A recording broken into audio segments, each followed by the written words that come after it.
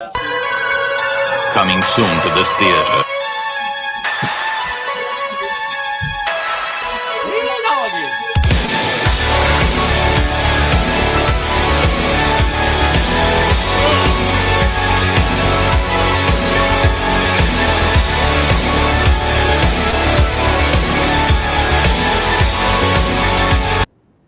Hey everybody, what's up? It's your boy Brian, back with another episode of CG Horror Movie Club, the club where we, surprise, watch horror movies. We always try to pick a movie that's not behind a paywall. It's always something that's available that you can watch for free. We always provide a link down in the description.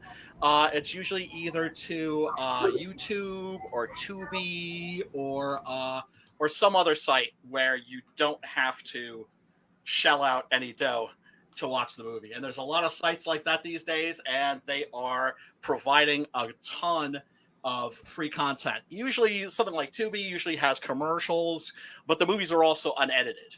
So that's always a good thing. So that's if you, in preparation for the show, want to watch the movie and then jump in the chat or jump on the stream, you can talk about it. Or from listening to us talk about it, if you think to yourself, damn, that sounds pretty dope, I want to check that out, link is for free in the description.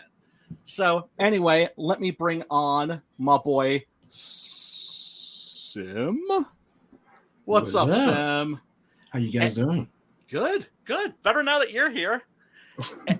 And for the very first time on our stream, Spencer, would you care to introduce yourself to these fine folks? What's going on, guys? I'm Spencer Desmond. I'm a guest writer, creator of Void Walker. I should say co-creator of Void Walker and Can't Kill Cade over at Alterna Comics, and got City of Rot coming real soon. Finally on it's still on Indiegogo for the time being, but we're finally getting books in hand soon. That's way behind, so it's a long time coming, but excited to be here.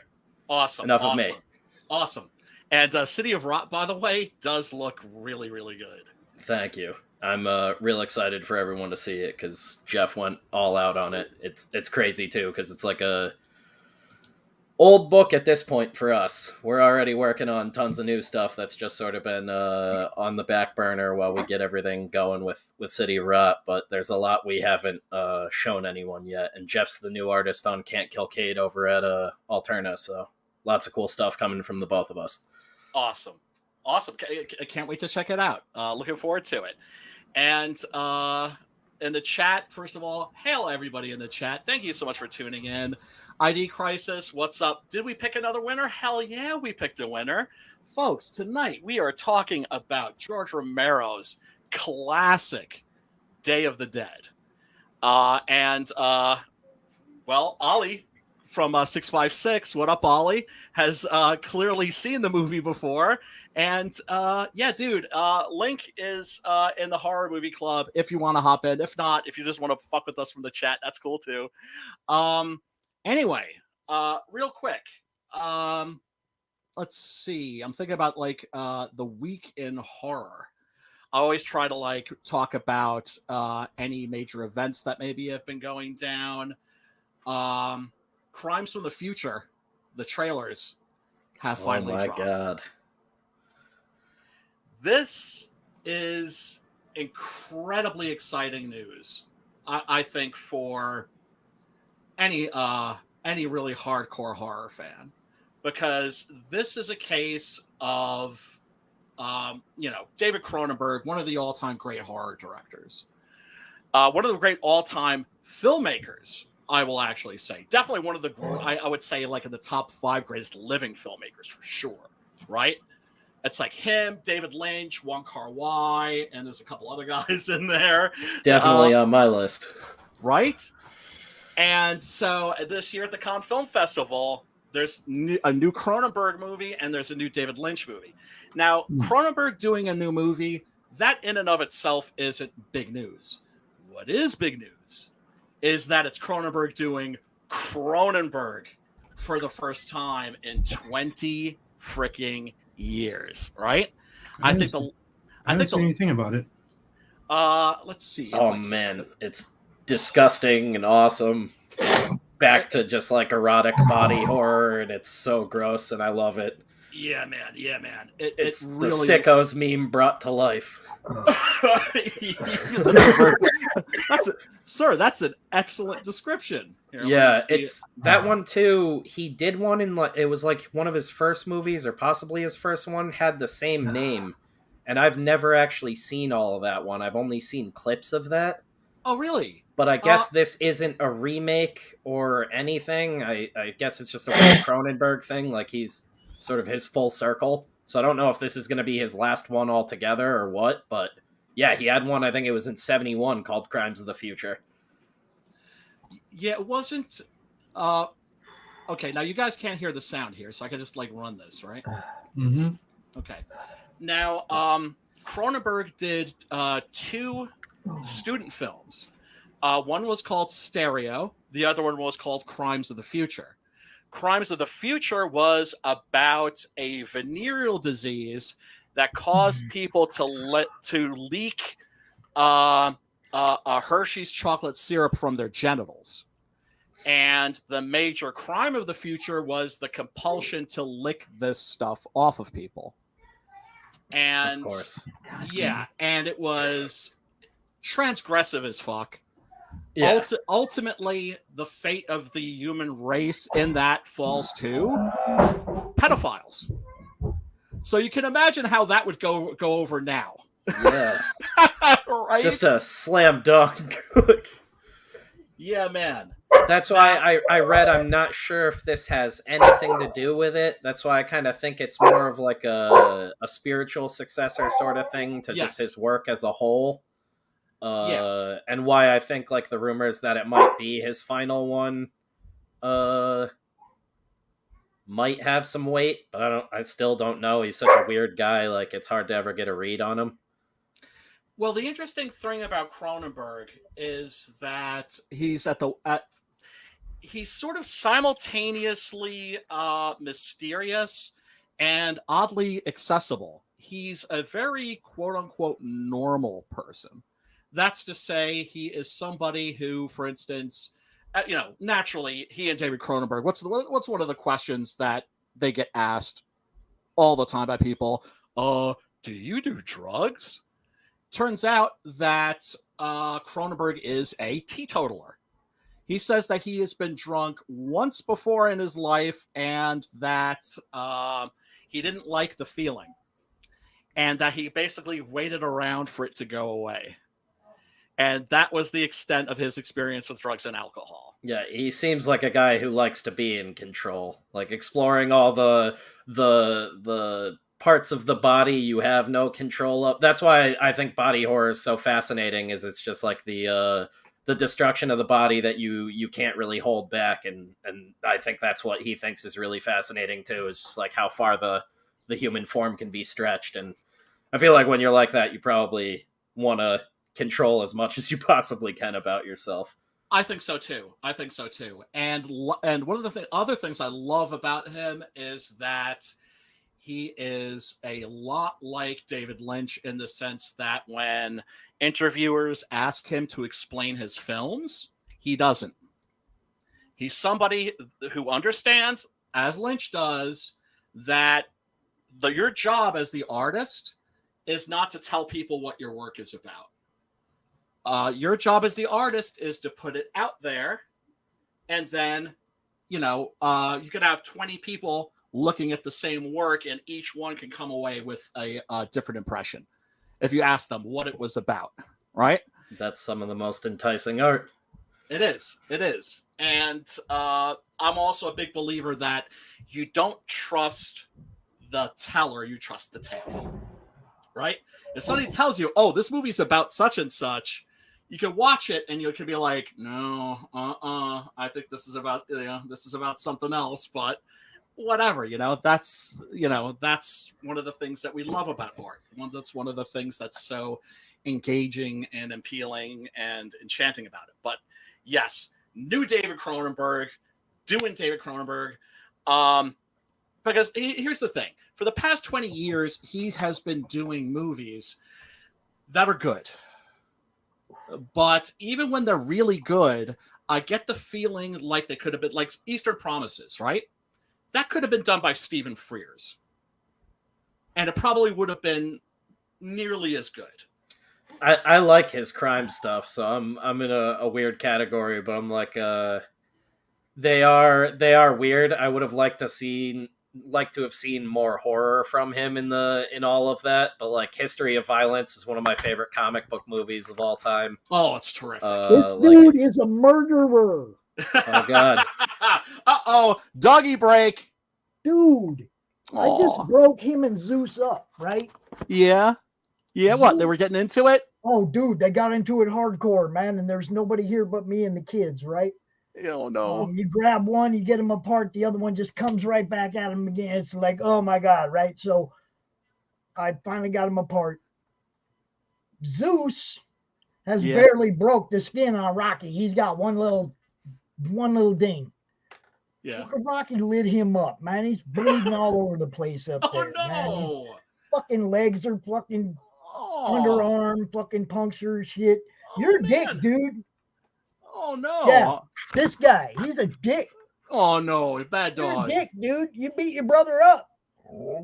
Yeah, you should tell him you're sorry, not me.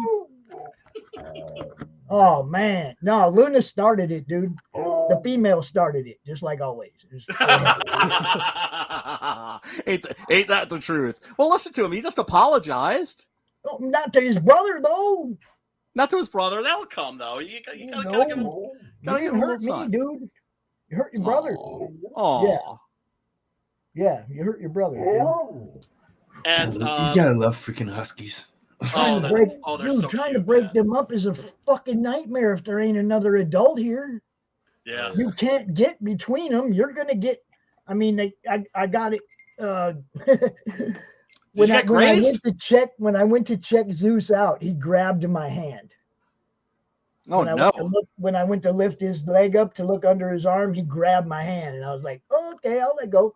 But usually we got there and right there.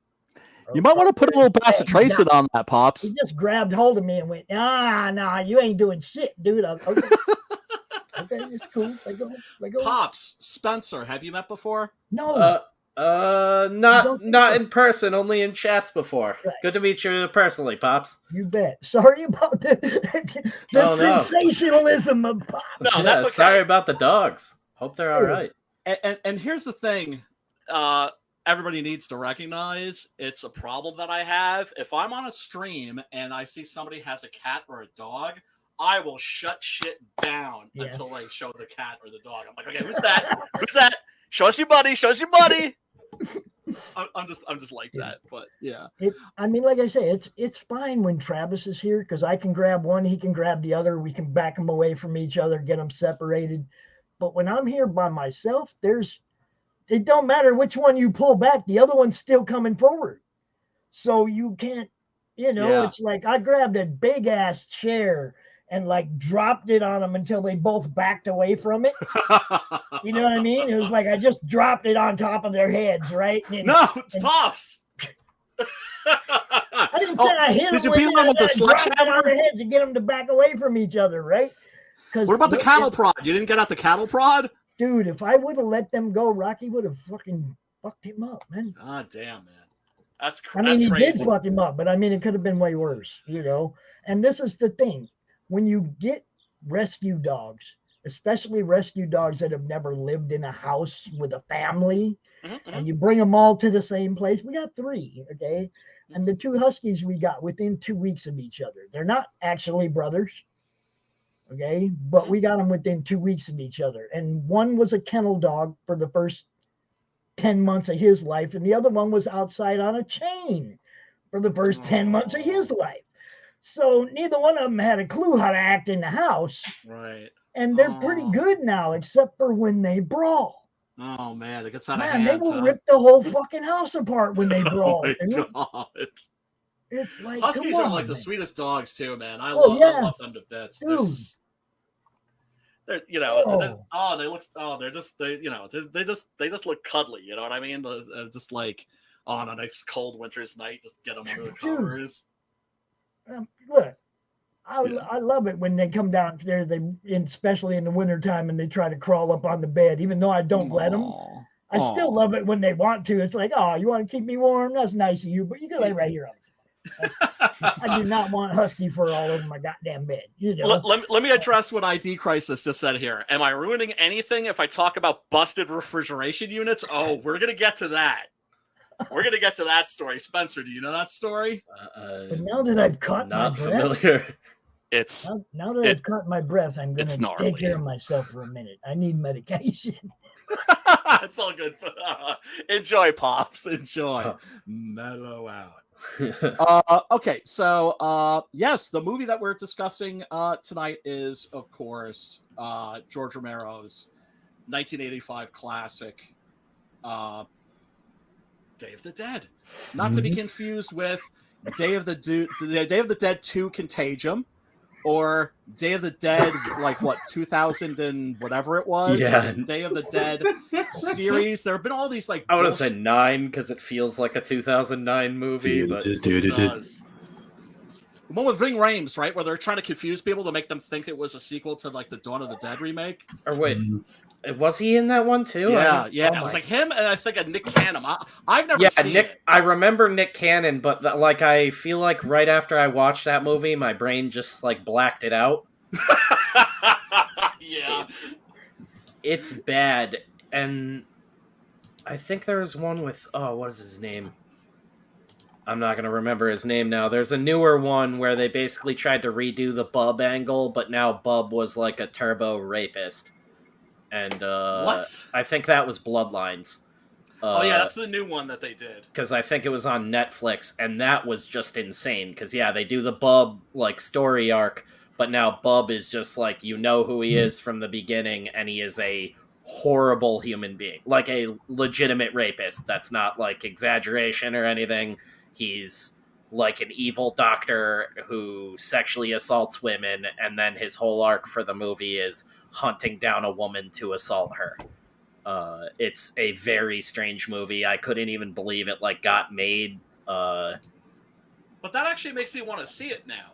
It like it feels like a Grindhouse movie, but it's so bad in every way. I'm pretty sure it had a lot of CGI blood, if I remember correctly. Oh, okay.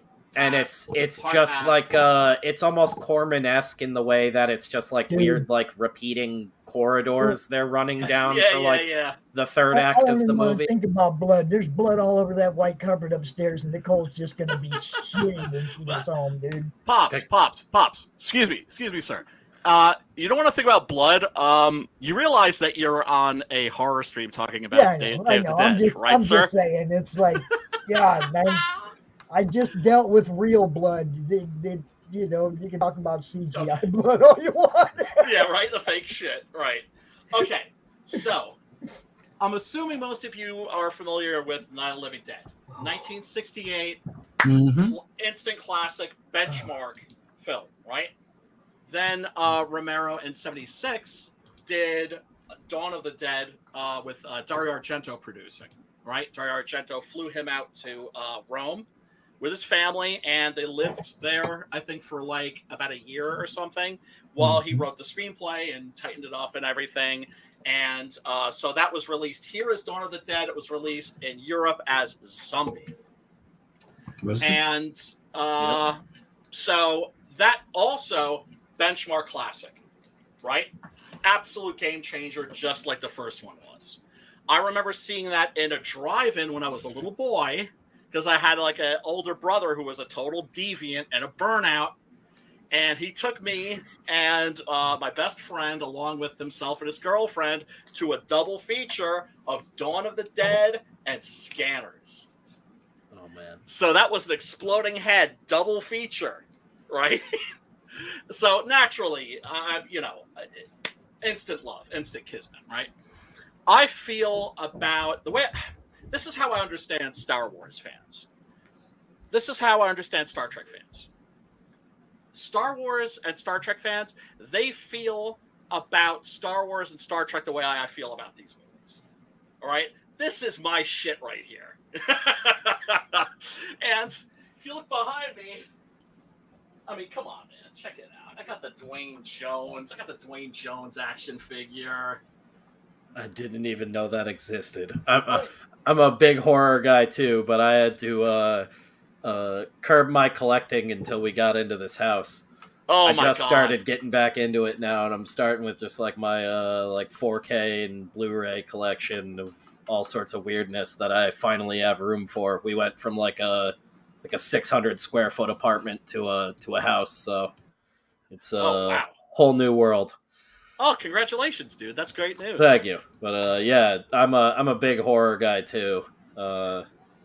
I'm Yeah, same way as well. I don't really get a lot of the mainstream stuff. I'll check out Star Wars and stuff like that, but I'm always been a horror nerd at heart. Ever since I was a little kid, man, it was always the stuff that I could relate to. When I was growing up, I couldn't relate to Happy Days. I couldn't relate to the Brady Bunch, right? And I grew up in the suburbs of New York, right? Not exactly the mean streets, if you know what I'm saying. Yeah. But even though my world looked like the Brady Bunch, it didn't feel like the Brady Bunch. It felt like a horror movie.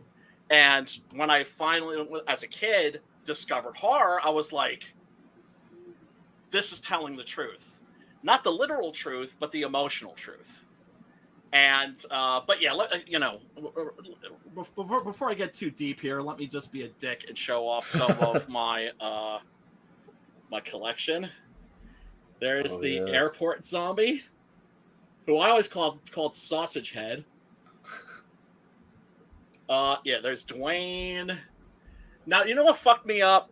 They released this with just naked. Not like naked, like, he had clothes and everything, but he didn't have the tire iron and he didn't have the Winchester. And to me, that's basically putting him out there naked. So I have like a little Allen wrench there. No hero weapon. Yeah, I was just like, really, dudes? And there's the Bill Heinzman zombie, of course. The first one in the movie, the really fresh one. And there's the Flyboy zombie with the real clothes, which are ripped and bleeding in all like the right spots. That photo flow blood. Yeah, baby. Oh, that's good. Yeah. Oh no. Yeah, these are actually. Let me see that again. Ah, The last one. Wait, I just lost his gun. I lost Flyboy's gun. I don't care about his gun. I want to see his face. I care about his gun. That's important, man. Oh, there it is. I found it. Gun safety. Yeah. See, I mean, he's got to have the GAT, the Wesson 44 dangling. His face. One of his hands. His face. I knew it.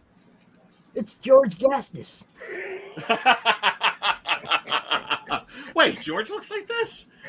I've never seen George. George never shows his face. I got a feeling you're pulling a fast one on me, Pops. Oh, shit. And here also is, again, another airport It's Doc zombie. Blaylock. with the lifelike clothes. Now, I'm one of those dudes. It's just like, I have way too many freaking toys. I can't be spending money on this shit.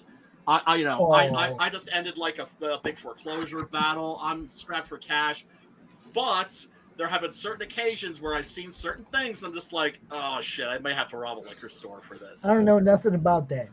I may have to go on the stroll. I may have to turn some tricks. Don't implicate Pops. I don't know nothing about toys with magnetic hands and feet or anything like that. I don't know nothing about it. No, nothing. And finally, good old Bub. So good. Yeah, really cool. And I don't have the accessories here, but he comes with the Walkman and the safety razor and the pistol. The Colt, yeah. Yeah. Safety razor. And you can put his arm up so he salutes. Excellent. Yeah. So I mean, that's just just to give you an idea. All slack jawed. Yeah, man. Who was it? This is like I told Metal Movies and Brewskis, like I go back and forth with this being my favorite and like this and Dawn, I've always been back and forth on, and like, it's just I love this movie, and a lot of people I know hated it when it came out, but I was born in 1990, so it was like I saw a lot of this stuff well after it came out in theaters, but Right. And we're definitely going to talk about that because this movie was not well received. No, it wasn't. It got bad reviews From the fans. From the Yeah. fans. people right? booing it in the theater. Well, let's be straightforward. It's even worse. Like it's the hardcore fan that went like, Yeah, the premiere, George Romero and the whole cast got booed at like when the credits rolled. Yeah. Oh my god. I think it's in the Romero documentary. The lead lady. Lori Cardell? Yeah, they cut to her at one point. She was like, "Yeah, I almost cried at the premiere because we got booed as soon as the credits rolled." It was like pretty much the entire crowd panned it. Mind you, it's like the fans wanted like a remake technically of the previous ones, but that one took a shift. Like it's really different, and I liked it when I watched it the first time. I did too. I did too. But I did find it like very different compared. Like rewatchability wise, like the other one is more like you're rewatching kills, while that one is different. Like that's what I mean. Like I'm trying to simplify it a little bit. But. Yeah. Basically, I was there on the day it came out. Right, me and my best friend, the same best friend I saw Dawn of the Dead with in the back seat of my brother's car at the drive-in. We went to check this out. We were in our punk rock days back then, right? So, he had a big Liberty Spike mohawk, made sure to sit all the way in the back, right? And we show up and we're psyched as hell for this. And I remember really enjoying it and at the same time being disappointed. That's to say, and this is why I think it got such a harsh reaction. This is my theory. It's because Night is a benchmark moment in horror history, right? Absolute game changer. Dawn, absolute game changer, benchmark moment in horror history. Day of the Dead, awesome, kick-ass horror movie. But that's it. And I think that when you have somebody that hits home run after home run, when they hit a triple, you kind of go, or a lot of people go, ugh. Me, I remember that the main thing that people were complaining was the technically like the smartening of the zombie. Oh, like well, they're idiots then. Because the same principle that when they complain about the what was it, City of Land of the Dead, Big Daddy. Big Daddy's too smart. Yeah, but, did you see Day? So do you know the story? That's the thing. That's the thing that people had a big issue with. The smart zombie. That's because they're idiots. But do you know the story behind this one in Land of the Dead? I told it to Metal Movies and Brewskis a little bit. Please. So Day of the Dead and Land of the Dead were originally one movie. Mm-hmm. The original script that he had pitched to the studios, they didn't give him the budget for, which is very well known, which is why Day of the Dead became what it was. But this movie is basically a rewrite of the first act of what was the Day of the Dead script, which I actually have like a copy of the original script before it got turned into this. I like years ago with an artist, we started working on turning it into a comic book, and I just couldn't get a hold of the Romero estate at the time.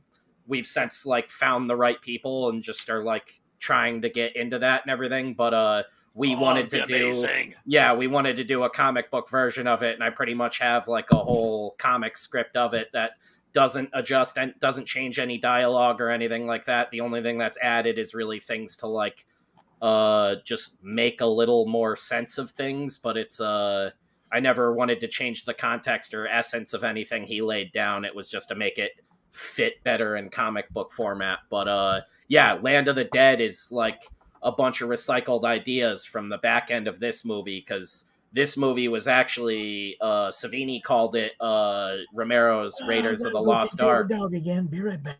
And it was much more of a like globe-trotting action adventure epic. Yeah. Even Romero when he was working on Land of the Dead mentioned the fact that Land of the Dead was technically the Day of the Dead done right. Yeah, it's everything that they couldn't fit into Day of the Dead. Big Daddy essentially was, they had actually talked originally, and I can't remember what he mentioned it in, but they had talked originally about Big Daddy being like Bub's return, and then I think the studio didn't like that, and they were able to convince him to just make it a new hero zombie. You guys want to hear like a total non sequitur? That's like bizarre. Of course. Awesome. So I'm on the year. This is like, I don't know, 10 years ago. I'm on the, I don't know if you guys remember Usenet groups, alt dot, et cetera, et cetera. I was on a screenwriting group, and one of the writers was Neil Marshall, who had written the screenplay for 13 Ghosts. Mm-hmm. He worked for Laurel Productions and wrote like a bunch of episodes of Monsters, the Monsters TV series, which was produced by Romero and his friend Richard P. Rubenstein. And at one point, they talked to him about doing a Bub spin-off movie. And it was never written. He never wrote the screenplay, but he wrote a treatment.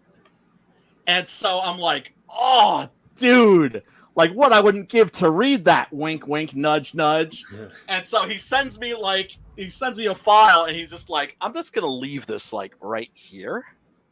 I don't know nothing. And I read it, and it was going to be about Bub running into like a little girl and her family, but like running into the little girl first, leading the little girl to a cave where Bub had a family. Like a family of zombies. There was like bits of that in the original Day of the Dead script, if I remember. Like they get more into his desires and things. I remember they had that, because I haven't read it in a couple of years now, but they had that scene the first time you ever get introduced to the zombies that they're training. There's like a squad of them. It's not just Bub. It's like a ton of them. There's like 3 of them. Yeah, well, they have the painted vests. Yeah, you see the 3 the first time, but I think it's the second time then where they have like 20 of them lined up, and that's the first time the Rhodes character like really freaks out about it because he's seeing that it's actually working. But I think they had like, did they have like helmets that controlled them or something in that? It was something really obvious and old school. I think that was maybe going to be in I think that was going to be in another version of Land of the Dead. I think that like this is like when he said it was going to be about zombie Green Berets. Well, this is what I mean. Was this is like bits? They were like descriptors in the original Day. Like it was. And they had 6 guns on their hips. Script. Yeah, they had 6 guns on their hips. They were equipping all of them. Leather, yeah, they were equipping all of them with emptied weapons for the time being, but everybody had like different weapons on them depending on how the zombies took to the weapon when they gave it to them. Right. And there was a lot more of like the crew. Some of them had different names, but I think John was still in it. But like they were sneaking out because of the curfew and going out on all of those like city missions that you see at the beginning of the actual Day of the Dead film. They go out on a bunch of those city missions and they just keep going wrong. Like there's a bunch of extra characters that weren't in the movie that just keep getting eaten. It was like Walking Dead early on when they start actually going out and scavenging. Like you saw a ton of the characters going out and scavenging. I don't even remember Dennis Hopper's character's name in Land of the Dead, but he's basically Gasparilla from the original Day of the Dead script, who was supposed to be like a morbidly obese senator who was like throwing orgies in his penthouse. It's a way crazier movie. Like, it was. Well, here's the thing: you look at certain franchises, right? You look at something like the James Bond movies, right? The James Bond movies are always expanding and contracting, right? It's like they get bigger, big, and then once you hit something that's as big as like You Only Live Twice, or The Spy Who Loved Me, it gets so big. It's like after that they contract and the movies get a little more focused. Do you know what I'm saying? So you go from like You Only Live Twice to On Her Majesty's Secret Service. You go from Moonraker to For Your Eyes Only, right? And Romero could have done that, right, originally, but what he wanted to do was he wanted to do a Sergio Leone. Now, if you've seen the Sergio Leone Dollars trilogy, actually all of his Westerns, they just get bigger and bigger and bigger. And so he wanted Day to be like this big sprawling epic. I think the budget was $20 million, but in like 1984 money. Yeah. And they laughed at him.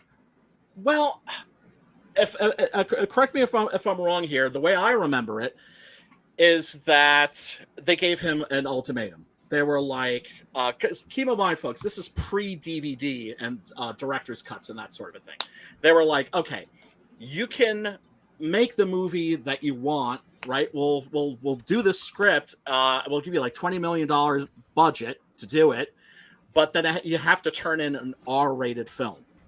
Or you can put in all the gore that you want, but then we're going to cut the budget by about 75%. And he chose the latter because I think quite rightly, he realized that if he didn't deliver on the splatter, the fans were going to feel disappointed, especially after Dawn, right? Night is not really a gore-intensive movie. Dawn is just is the ultimate splatter movie in so many respects. Yeah, that third act is out of control too. Like the beginning is out of control. Oh yeah, zombies biting plugs out of people. The exploding head explosion. Yep. Yeah, the Galen Ross head, which I'm sure that was a real shotgun round too, wasn't it? Yeah, it was. Yeah, didn't Savini just like kick open the door and blow the guy's head off, and they just used a I love that. What they did was originally Galen Ross's character Fran was going to kill herself at the end of Dawn, right? And it's in the script, right, where she basically Peter dies and then she could take off, but she's like fuck it, and she just like puts her head up into the and the propeller, right. And the movie ends with the zombies descending on her corpse to devour it. Yeah, just ripping it apart with her head in slices, I think is what the script said, something like that. Something really, like that. Really gnarly death for a woman right at the end of your movie. Right. But Romero rightfully realized, well, that's pretty much just a replay of the ending of the first one. Right? I mean, not exactly, but you know what I'm saying. It's just like he made the right decision, in my opinion. So but Savini built the head and had it ready to go. And so they were like, well, what are we going to do with this head? I don't know. Let's like dress it up, make it look like a black dude, put an afro on it, and then blast it with a shotgun. Put her in blackface. Boom! Yeah. Yeah. Oh, yeah, they get canceled for that now. The blackface headshot right at the beginning. Yeah. It's a Galen Ross dummy in blackface. You're canceled. I'm triggered. And he said they put like like shrimp and like all this food they do from all the all the craft services day of and day after. Same thing they did on Scanners with that head, chicken bits and stuff and sandwiches. Boy. Gnarly. And this is why I give Tom Savini the big F you for not doing any of the special effects in Land. It's like, really, dude? You couldn't shoot a head with a shotgun just for old time's sake. Wasn't he doing something ridiculous at the time, too? He was focusing on his acting career. Okay, I thought he was... I couldn't remember if that was when he was acting or if it was he was directing his own movie at the time, because I remember he shows up for the cameo to play Blade again at the end.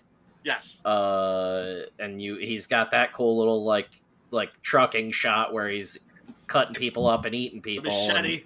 He's not even eating them. He's just like shunk, right? Yeah, like that's a great so gag. weird. So weird that he didn't end up being on that one either. Did he do anything on Survival or Diary? No. He was out after all that? Yeah. That's probably for the best then.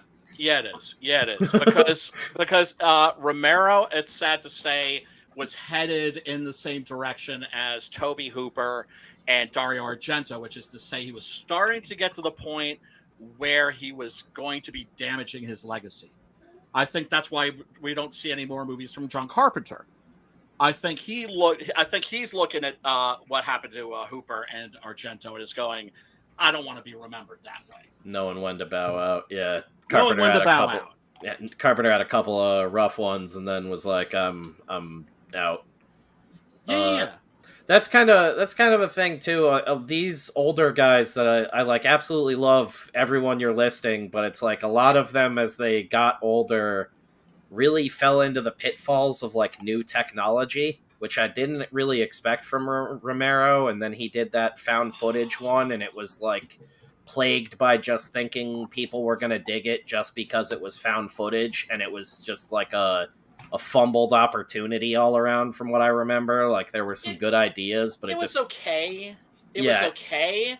But once you get to like Island of the Dead, I'll never forget like gasping, and not in a good way, when we saw the severed zombie heads on the spikes. Yeah, I remember exactly. And they looked like animated GIFs. Yeah, they're like flat images. It looks like a picture.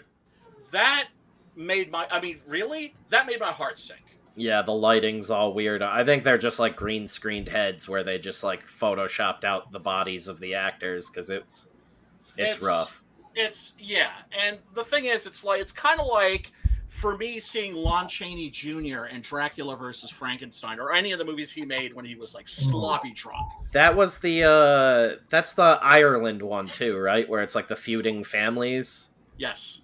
Oh man, the accents in that movie are out of control though. Like if that wasn't a Romero movie and you were just like, this is just a dumb B movie I stumbled across at like Redbox, I'd be like, makes sense. Worth a watch, but like being a Romero movie, that was why. Did you see the Amusement Park when that like finally came out? Recently? Yes. Oh yes. A friend of mine and I, we had like a special, almost like a little party. Oh yeah. Right. That was so nice.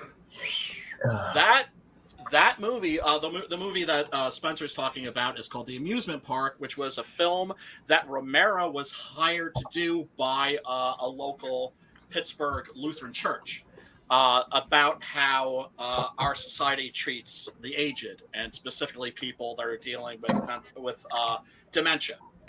And it is an incredible movie. It's only less than an hour long, but it's one of those films where I was like, that was great. I never want to watch that again. Yeah, really dark and very, very just bleak and depressing, and really hits home if your family is plagued by that stuff like mine is. Mine too. Yeah. Alzheimer's and dementia, like really, really brutal stuff. And it was like you said, worst. Just got buried for years. And I was really happy to see that the estate released that out of nowhere and just sort of surprised everybody. And even though it's like a dark, hard watch, like it's cool that like now technically Romero's final film everybody got to experience for the first time was actually something amazing from a time when he was just making kick-ass stuff all the time. Yep. And it was something that like basically got buried because I think it scared the shit out of everybody that watched it at the time. Like it's like, did they realize that they were hiring the guy that did Night of the Living Dead? Yeah, it's like a very visceral movie in a strange way. It's not a gory movie, at all. No. It's a psychological horror, if anything, and it's just brutal. Different kind of horror, and I can't really think of like other movies to put it in a genre with. It's just it's something you need to watch. Yeah, it is really an achievement. I mean, this was a work for hire situation, like I said, for a local Lutheran church, and boy, did he deliver. And being somebody that has had family members, watching them deteriorate gradually, getting further and further away from you every day, he nailed that, and he nailed that horror and confusion because it's from inside the head. Not outside, from inside the head of somebody with dementia, and it really is brilliant. And the performance by the main actor in that, whose name I can't remember, but who plays Martin's Romanian uncle in Martin. Yeah, he's just like a character actor that George loved to work with all the time. Like he did on a lot of stuff. Man, fantastic, good stuff. Dark movie. Oh yeah, a bleak. You could say Night, Dawn, and Day are all are dark and even bleak at times, but they're also a hell of a lot of fun. Yeah. The amusement park, not so much. Yeah, there's never an upbeat. No. That movie will fuck you up, and that's what it's designed to do, and it's very effective. What up, good stuff? He says my mom recently passed from Alzheimer's. I'll check that out. Yeah, brother, I'm so sorry to hear that. It's fucking horrible. And if you seen me going like this, and you seen Brian going like this, we were just saying hi to Matt. We weren't. What up, Matt? We weren't going. It's cool that your mom passed. No, no, definitely not. You know, another movie I think that got it really right was The Taking of Deborah Logan. Oh yeah, that's another brutal watch too. Yeah, it is. But it's 100 times more on point in capturing what that experience is like than any non-horror film about the same subject. Yeah, I think. And what up, Matt? Matt, by the way, is in Mexico right now. I hope you don't have Montezuma's Revenge or anything. I hope he's in Cabo having a good time. I hope he's in Cabo, man. Yeah, I think he's in Guadalajara. Which right. has like a lot of beautiful like Spanish architecture. Yeah, he's supposed to be face down in Cabo though. Delicious food. Face down in Cabo. Delicious. Oh man, ground, baby. Like no Tex-Mex bullshit. Like real Mexican food. Yeah, I want to be down there getting the tacos El Pastor. Oh my god. Oh fuck, those are good.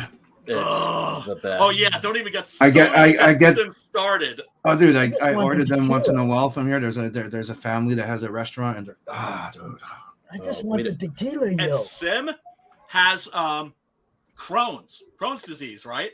So he pays. Oh yeah, man, that's brutal. He pays. Yeah, I have a buddy with that for those tacos. That's how good they are. Crohn's who just abuses himself constantly. Oh Jesus Christ! I don't do it constantly, but yeah. Regularly. Yeah, everybody in the chat, thank you so much for joining us. Like I said, we're talking about George Romero's Day of the Dead. So much to discuss here. Click the subscribe button, hook your boy up, the bell for notifications, thumbs up. That helps with the algorithm. Greatly appreciated. Now, one of the things I always like to do on the show is I always like to take a look at poster art. Poster art from back in the day for when the film first came out, poster art from different countries, but also fan art, DVD, Blu-ray art. This is incredibly beautiful, I think. Look at this. Mm-hmm. Is that fantastic? And it gets a lot in it gets like the whole Factory. movie. Yeah, most likely. Well, I mean, this is like the best time ever to be a horror fan because Shout Factory, Arrow, Vinegar Syndrome. It's so much good stuff. Oh my god! Vestron's doing stuff. There's a bunch of guys. What is it? Severin. I know. Severin, I think, has a sale in like a week, and then Vinegar Syndromes is at the end of the month. Like my wallet's about to get its ass beat. Oh my god! Why did you have to tell me that? Yeah, I'm trying to look up right now because Kevin did the original artist on Cade did some concept sketches for the Day of the Dead comic when we were working on it. Oh my god! Do you think you're ever going to be able to pull that off? Because that would be epic.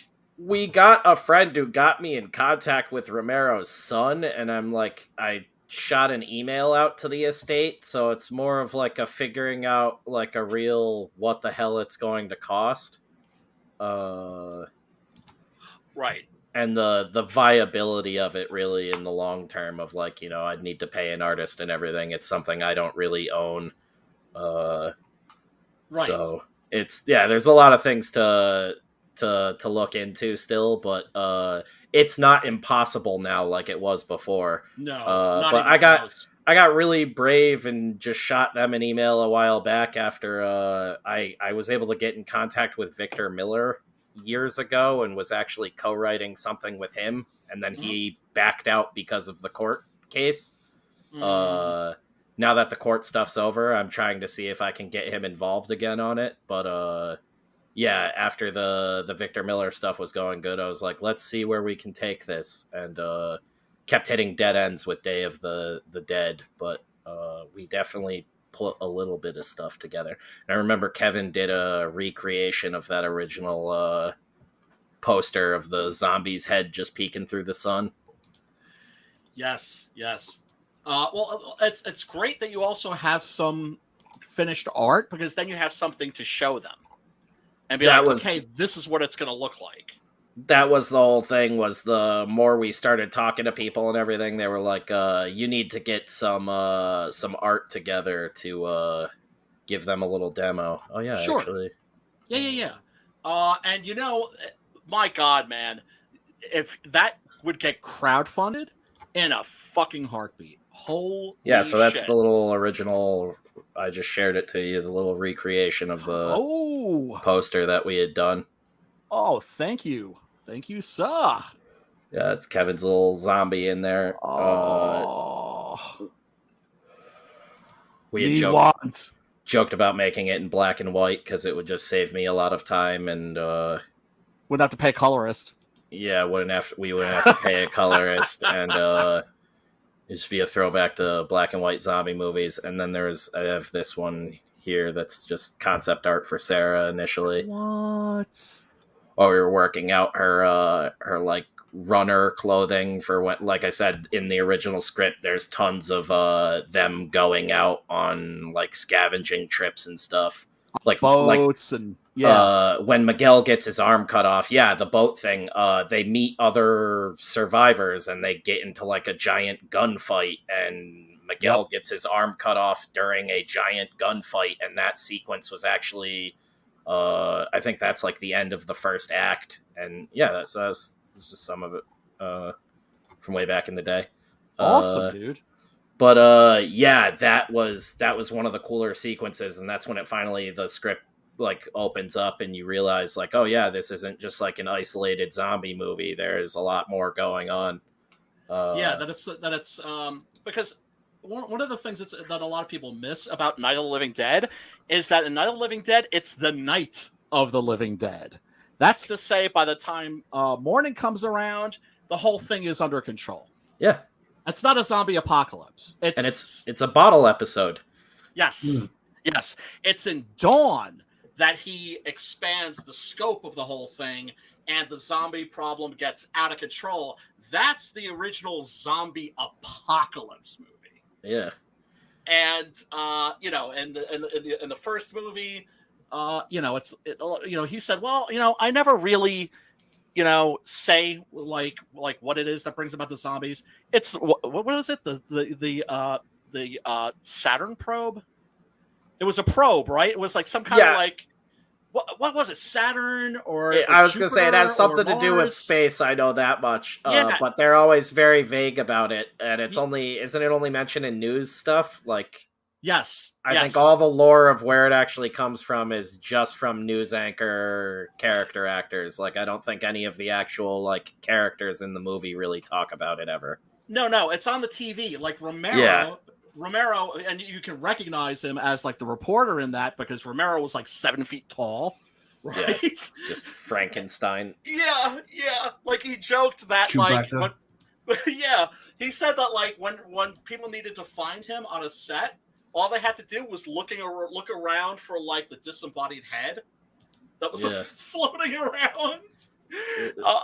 Pushed forward at all times too. He always looks like he's leaning into a book or something. But he's like 8 feet tall. Yeah. And God damn it, man! It's what a tragedy. I mean, for God's sakes, people, if you, I'm not okay. Lecture incoming. Please forgive me.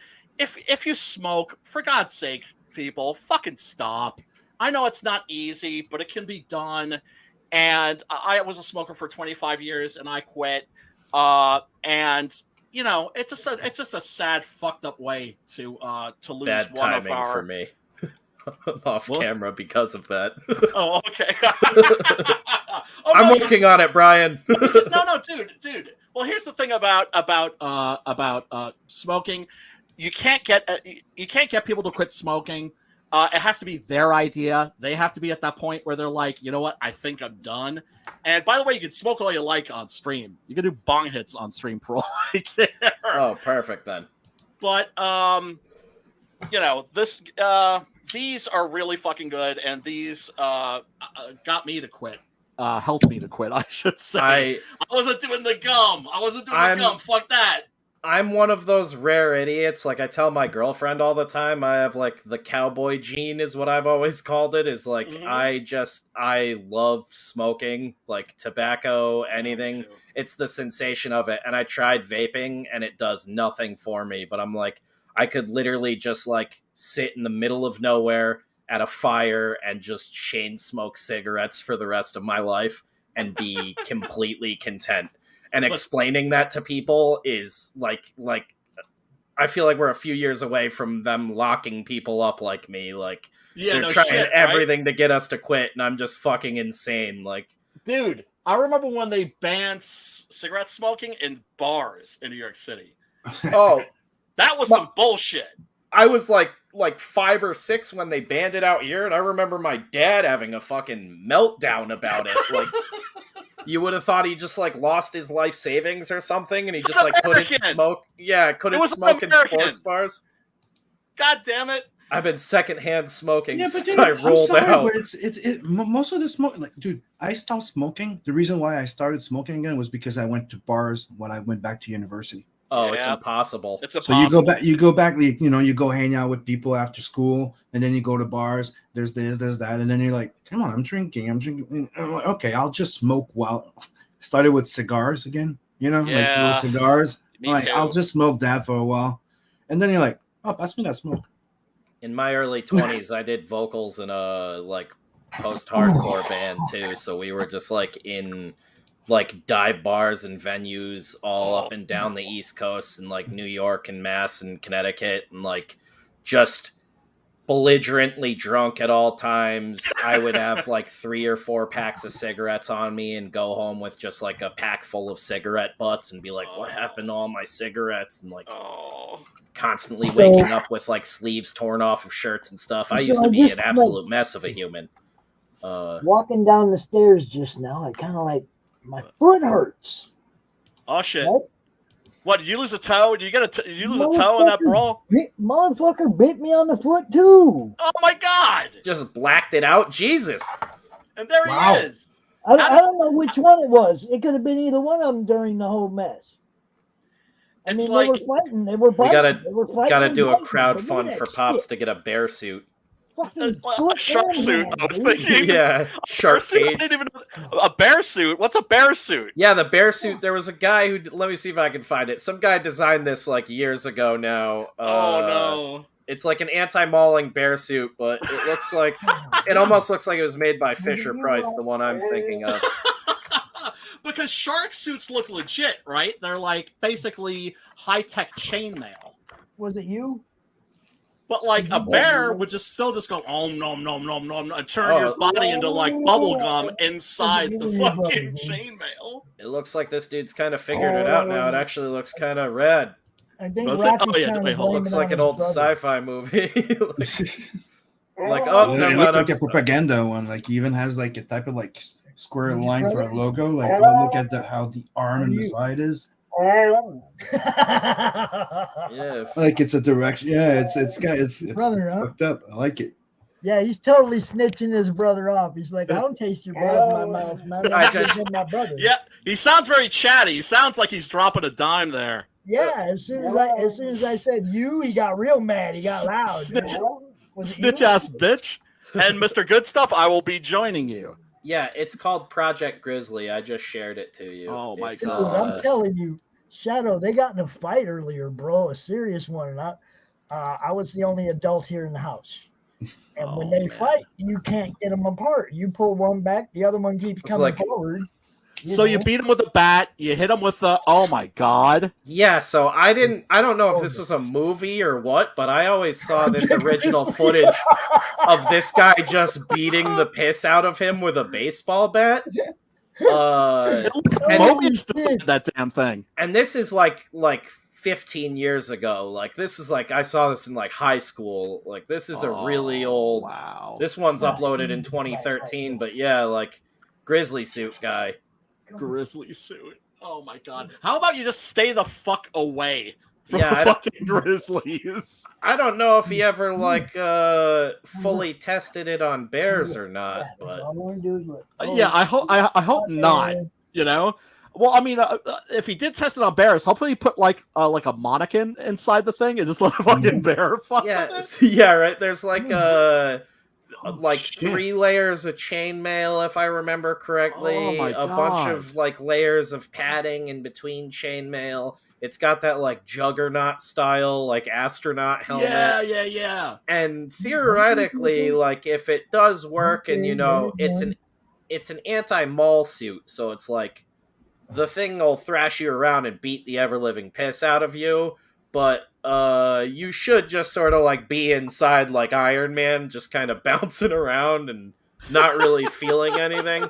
But it could also just like fold you in half against a tree or something, so it can't really stop it from just like turning you into a lawn chair. Oh my god. Yeah. Neto, we got I'd shock collars on them, but they're the perimeter kind that keep them in the yard. You know, Right. it's like they don't have the instant jab. Like the You know what I invisible mean? fence. Yeah, Right. so Yeah, it's I mean, dude, look, I just checked Oh, Rocky out. man. He's got one little spot on each side of his neck, okay? Like barely a little bit red, his fur's a little bit red. Zeus up there bleeding all over the fucking place, man. It's like I had to get him laid down on a towel and shit. And I mean, I think he's okay, but he got up, tried to walk around. He's seriously limping. His front leg and underarm are Oh fucking no. wrecked, Oh no. you know. Sorry to hear. Poor Well, puppies. You know, that's what happens when dogs get in a fight, man. You know, yeah, man, they if don't. Travis was here, my son was here, we could have had them apart right away. Right. Ooh, let the dogs out. You Yeah, know? there's no real stopping them on your own. Dude, not without actually getting in there and getting bit, which Yeah, no, obviously I you're- did. I had that you song know. and I had that song and Stop the Rock. Yeah, one of Can't you stop bit me. the rock. Now I need to see if I can find Project Grizzly, because I only knew of it as like this guy was just making a bear suit, but he also made a movie about making a bear suit. Hey, Brian, I just reopened my freaking Twitter and that post of the banned books. Yeah. Dude, Whoa. Yeah. 125K. Dude, I know. Congratulations, dude. I can't even see anything on my Twitter if I go like interrupting everybody. That's a fucking fantastic. notification. Yes and no. I can see shit on my freaking Twitter. It's fantastic. It is. Yeah, I'm psyched for you, homeboy. And Doomcock is supposed to Mexican Iron Man's supposed to like be promoting Six Gun on Doomcock's stream this weekend. So we'll see what happens with that. We can form the Fandom Menace Comics Gate Alliance that we've been trying to put together. Rocky likes you, Brian. He's just talking to you, man. Oh, he's chatty. I love chatty dogs. I love chatty cats too. Loves this movie. Oh my What? god. He's over here talking to What's you. Aw. He's very opinionated. He's got a lot on his mind. Yeah. So You're gonna have to give him your headphones. yeah, most definitely. He's got to hear us. He walked away. He's like, "Fuck you, I wear I found that in a group on fucking Facebook. What? Yeah, well, some people were saying it's like, well, if their books are in a store, it means that they're not banned. It's like, no, the idea is that these were books that were or are currently banned or censored. Yep. Somewhere. At some time. I mean, James Joyce's Ulysses, for instance, was a famous one where people were smuggling copies into the country. You know what book isn't on that list that should be? Yeah. Caligula. All of my books. Ban my Anything books so about more people Caligula. buy them. I don't think any book should be Bucks. canceled, censored, or banned. They should just be rated. Yeah. You know. You're well, Sim. You realize what that makes you, right? Hmm? You realize what that makes you? Mhm. What? A free speech absolutist. Yes. And that makes you a Of course I Nazi am. because we all know that the Nazis were free speech absolutists. Fuck those things. God damn, man. But Hold on. Brian, do that one more time for Yeah, me. but dude, me, the first thing that hit me was the fact that there's Bone, Captain Underpants, and Lord of the Ring. I'm like, Yeah. what the fuck? well, look, Then I everything's researched gonna it, and offend I found out they are, and I'm Captain like, Underpants. motherfucker, yeah. Yeah. Teaching kids Every- core values about not wearing pants in public. Yeah, no, it's very frequently very comical. What I find the most interesting is that Fahrenheit 451 is like a very unpopular book right now because basically it 1984 predicted Yeah. cancel culture. I was It going to predicted- say, that's been banned before. Is it still Yeah. banned? Yeah. Yeah.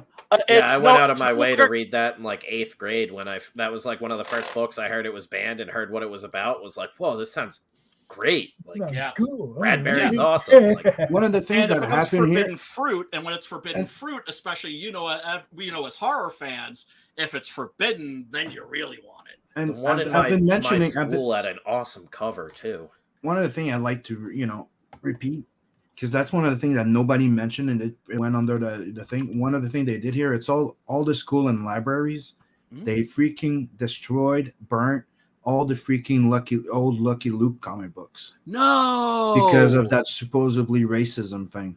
What? It went under the radar. I've mentioned it before, and dude, yeah, they destroyed the Lucky Luke comic books. Yay! because- Burn the books. So Because why do you think I react to this shit? yeah. Yeah, me too. No, dude. it's like, you know how some people are like really fixated on like one issue and you Mhm. can't like necessarily reason with them. You know, for some people it's abortion, for some people it's whatever. For me, it's fucking censorship.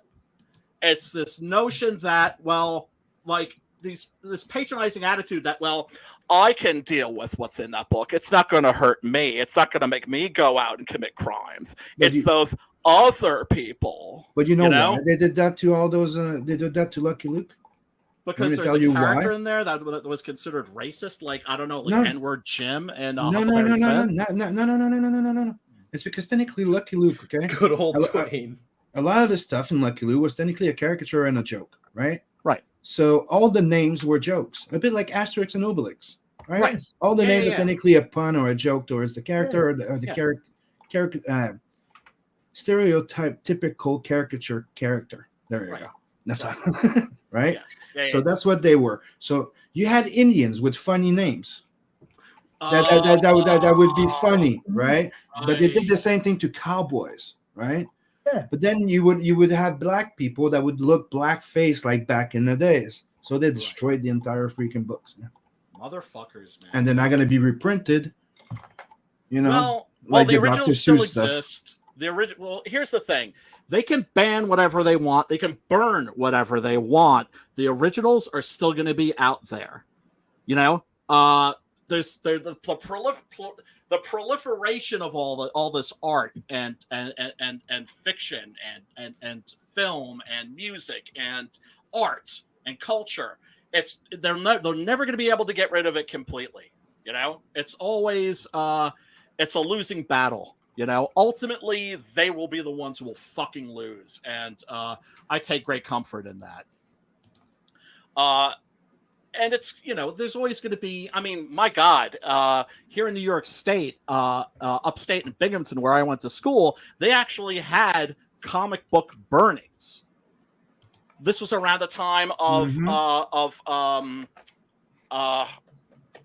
Seduction of the Innocent and Frederick Wortham, right? When they banned the horror comics, they had like congressional hearings. You guys know, heard all about that bullshit, right? And now the censorship happens at the inception level. It happens, you know, Marvel, DC, Image, Dark Horse. We're making comics. We could never do that shit. Right? Shadowhawk's like, and it just makes it what's left more valuable, desirable, dumbasses. Yep. Yeah. Well, I mean, it's just like, you know, to bring up David Cronenberg again, he said something that always stayed with me. He said, you know, censors tend to confuse reality with fantasy. You know who else does that? schizophrenics, lunatics. It's a subject that always like gets me fired up, and it's intensely sad to see somebody like Stephen King applauding the establishment of a ministry of truth. Yep, it's wacky. Dude, I'm pretty sure he blocked me now because he said something about like people I think it was like willing to fight for the Ukraine war, and it was something under the context of like everybody should be willing to go over there and get ready. I was like, yeah, from an old man who could barely take on a van. Snap. You're rallying for Ukrainian people to just run out and basically engage in a war. And this was like in the like first day of like conflict really popping off, and it was like people are already chiming in with the dumbest takes, like I know. Celebrities calling for a draft and shit like that. I know. Here's the thing about Stephen King. By all accounts, and I've never met him, but everybody I know who has met him says the exact same thing. He's an awesome guy, just like Romero, just a dude, right? Somebody who is incredibly humble and has a lot of humility, doesn't act like a rock star at all. They sure don't come out in his tweets. No. Well, here's the thing, and I realize I'm making excuses here. I realize I'm making excuses for a grown man, right? But I think he's one of those people. If you watched MSNBC every day, you would think the exact same stuff that he did, right? If you watched if you were getting the news from the same place that he's getting his news, let me back us up. Let me back us up to 9/11 when we all were glued to CNN. Oh, and I could move next to you, and I could buy a house and move next to you with no problem. We were right. In Canada, glued to CNN back then. All of us. There was no political divide in media that was so noticeable. And it was so cheap to send you anything by mail. I know. The good old days, Sam. The good old days. Yeah. Just an extra stamp. Look, it's a proxy war. And if people want to fall for this shit, they can fall for this shit. That's fine. I'm not, and they can play some Tom McDonald. Let's get down right now.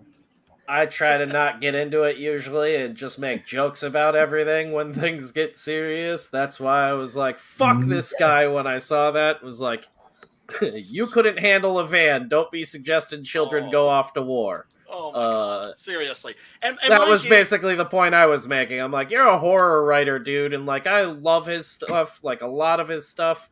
A legend and an icon. Those just get off of Twitter. Actually, I'm pissed at him for the fucking final book of the Dark Tower and always will be. Well, look, his early novels. This is the thing about this is my take. I waited a long time for that, and he rushed that shit and threw it out there, and it was crap.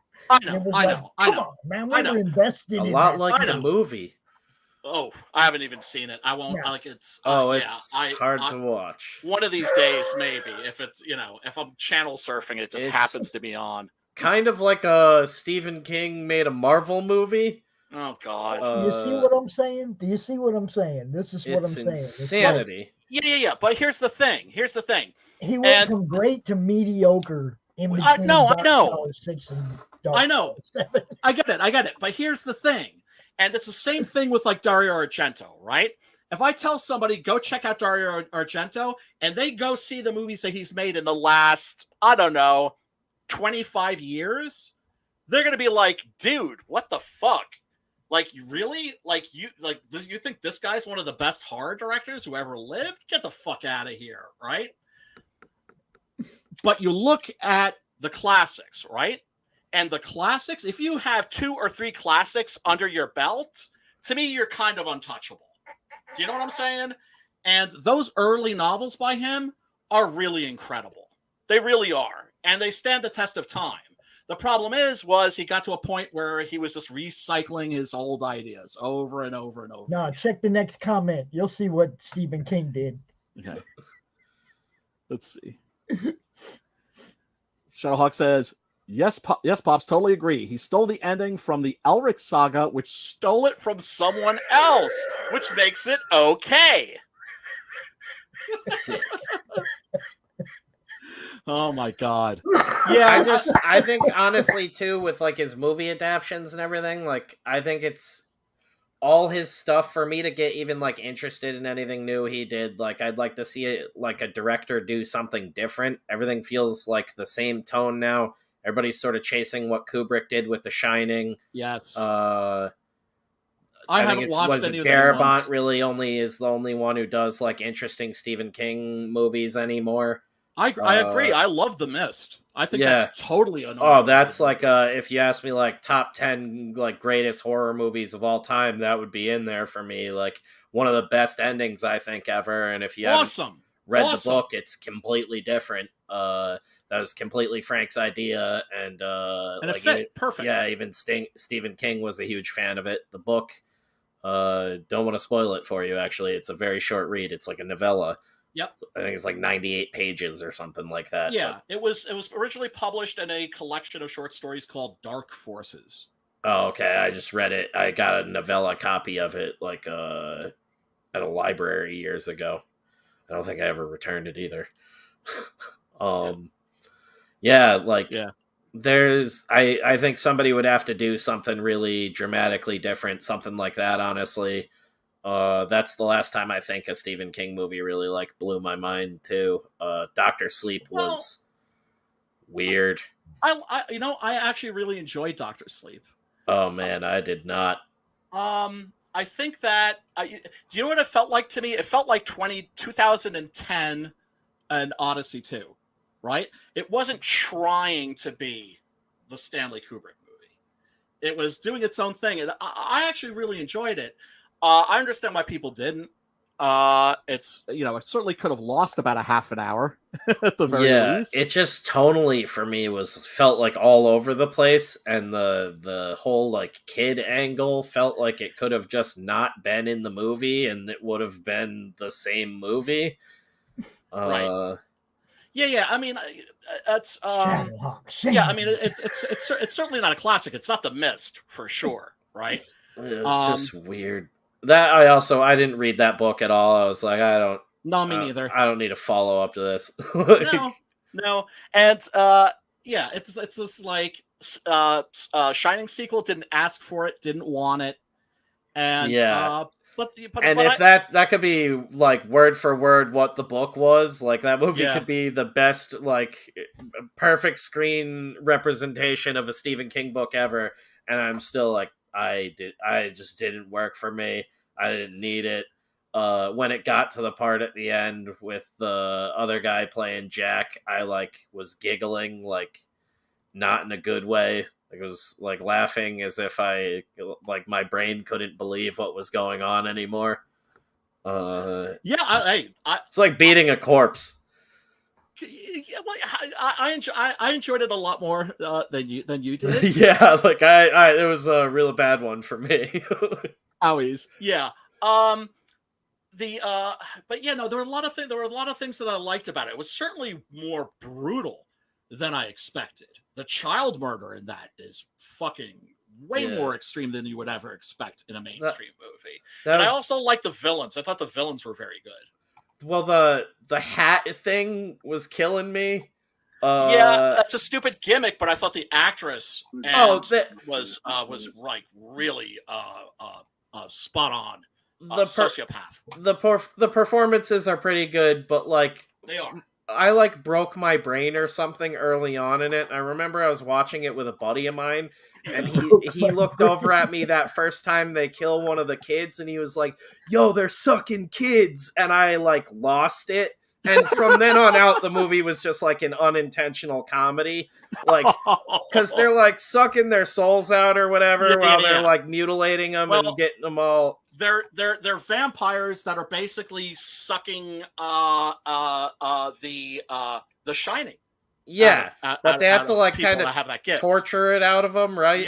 Yeah. That makes it like better. Like getting the shine out is juicier or whatever. Yeah. So they're literally like getting off on the pain of torturing these children to death. Yeah, so like the first time you see that, it's supposed to be a pretty dark, like horrible scene, and my buddy goes, "Yo, they're sucking the kids," and I was just done. Like this is the rest of this movie is a comedy. I cannot think of anything else. And then she's walking around in like a Mad Hatter magician hat the whole movie, and I was like, that's got to just be like a style choice for this one scene. She's totally going to take that hat off, and it never comes off. Well, that's why she's called Rose. That's why she's called Rose the Hat. And the hat the hat actually looked a little bit more to me like Carl McCoy's from like Fields of the Nephilim. That's the vibe that I was getting.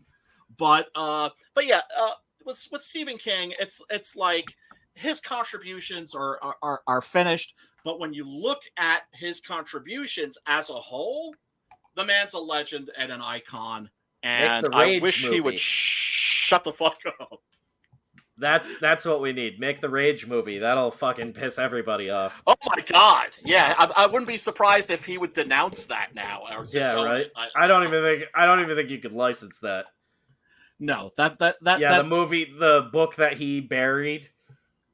Oh yeah, the Bachman books. Yeah. Is that what you're talking about? The Bachman books? No, it's his school shooting book that he completely pulled. Was that a Bachman one originally? Yes. Oh, okay. I didn't know that. Yeah. It was that, The Long Walk, and The Running Man. Oh man, I didn't know he pulled all of them. Well, there were books that he had lying around, and he wanted to see if he could sell a book without his name on it. Oh, yeah, no, I know that, but Rage is like, you can't get it anymore. He doesn't print it or anything because it's a school shooting book. Oh, so he does disown it now. Yeah, like, he has completely disowned it. He won't let anyone license it to reprint it anywhere. Like, it has been, I think, dead since, like, 87 or something like that. He completely pulled it after that, so all the copies are from the 80s, like... That's what I'm saying. Like, that would be if you wanted to like do something wild with Stephen King stuff right now as a director. Right. Find yourself a copy of that book and somehow make that movie and piss off everybody in the world. Oh my god! Yeah, it would. Yeah, you'd get canceled really fast. Yeah, piss all over your career. Make that your first and last movie ever. Right. Some European director watching this right now. Yep. Yeah, it would be a definite, definite career ender for sure. But we live in crazy times, and crazy people who have very large bull horns, and hopefully this Twitter thing is going to be the beginning of the end of that. Yeah, I think it is. Open up some free speech again. Yeah, and you know what? It's okay to fucking disagree with people. Yeah. Holy fucking shit. I disagree with my friends all the time. It's boring if you agree on everything, right? As the great American poet Ice-T said, if we agree on everything, only one of us is doing the thinking. Now you can take that to the bank, suckers. Hell yeah. But anyway, back to Day of the Dead. Laurie Cardile is the daughter of Chili Billy Cardile, who is the reporter in Night of the Living Dead. That guy reminds me of Mr. Bean. Yo, that frame is perfect for that too. Yeah, it is. Mm-hmm. But he crashes the helicopter. But can we say that Laurie Cardile in this gives what might be the best performance out of the original Dead trilogy? She's really fucking good in this, and so goddamn good that it was, to me, a shock that it was pretty much the end and the beginning of her movie career. I don't know if she rejected this movie. I think maybe she did originally. I know that she had some mental illness problems. I remember finding her on the internet circa 1999, 2000, and she had a blog that was all about how she was abused as a child. Really horrible, horrible shit. I think now she's making convention appearances. I've certainly seen her on numerous horror documentaries when it comes to discussions of this film. And oh yeah, then of course our first feature zombie, Dr. Tongue. Unfortunately, So I do good. not have an action figure of him. Such a And I believe this was a animatronic, yeah, I think so. right? Is because his jaw is missing, his tongue is hanging out, but Yeah, they I don't turns his remember. head. I don't remember if his eyes move or not. Oh, they do, because when he hears Miguel going hello, Yeah. he groans and he kind of turns his head and his eyes kind of roll in his skull. And it looks very lifelike. Gators and money. Yeah. Now, is the alligator his friend or what the fuck? The alligator don't give a fuck. The alligator's probably been like munching on these motherfuckers since the whole thing began, and probably is just like, I've had enough of you guys. Going between that guy's legs, like all these fucking idiots in my way. Like, Yup. it's just wandering food at this point. The gator's confused as to why people have all just gone dumb. I have to say, it's one of the most striking shots in the movie. Yeah, I think that is the gator trainer. I think they mentioned that in like one of the commentary tracks or something like that. The guy that's done up in the makeup, they do that a lot. Same thing with like what is it, Fulci's zombie, the shark fight. Yeah, that's the shark trainer punching it in the face. Yeah, I think it supposedly doped it up a little bit first. Yeah, like one does when you're gonna work with a vicious beast, I guess. Yeah, that just wants to eat you. Yeah. Yeah, I mean, in that kind of a situation, I always thought if a trainer is there, somebody who knows these animals inside and out, I would feel relatively safe that if I got into trouble, they would get me out of it. Yeah, there's probably like a rotten chicken like to the left of the frame, just like that gator's bombing it down to right there. And, yeah, like, oh yeah, I'm all about that. Yeah, they just got him strung up and ready to go. Nice crowd shot from I think Florida. Yeah, which is where they the exteriors are shot in Florida, and the interiors were shot in a like a mining facility that had been turned into a storage facility in Pittsburgh. Terry Alexander, of course, also really great in this. The whole cast in this is really great. You stick your head out there, they're going to bite your ass off. That's why I like this one so much. Like, I was so surprised when I started reading years ago about how people didn't like it when it first came out, because for me, like you said, like you expand and then you contract. And for this one, it contracted because of budget. And I think it was something like 20 million or something. He asked for a lot originally to do that other script that was way bigger. Yeah. They ended up only giving him 4. Yeah. Yes. And so he rewrote the script to what we got for a movie, but it's like, I kind of lost my train of thought. It's more character based. Yeah, it's more. That's what I mean. It's more character driven. It gets back to what Night was like, where I said it was a bottle episode. This one is.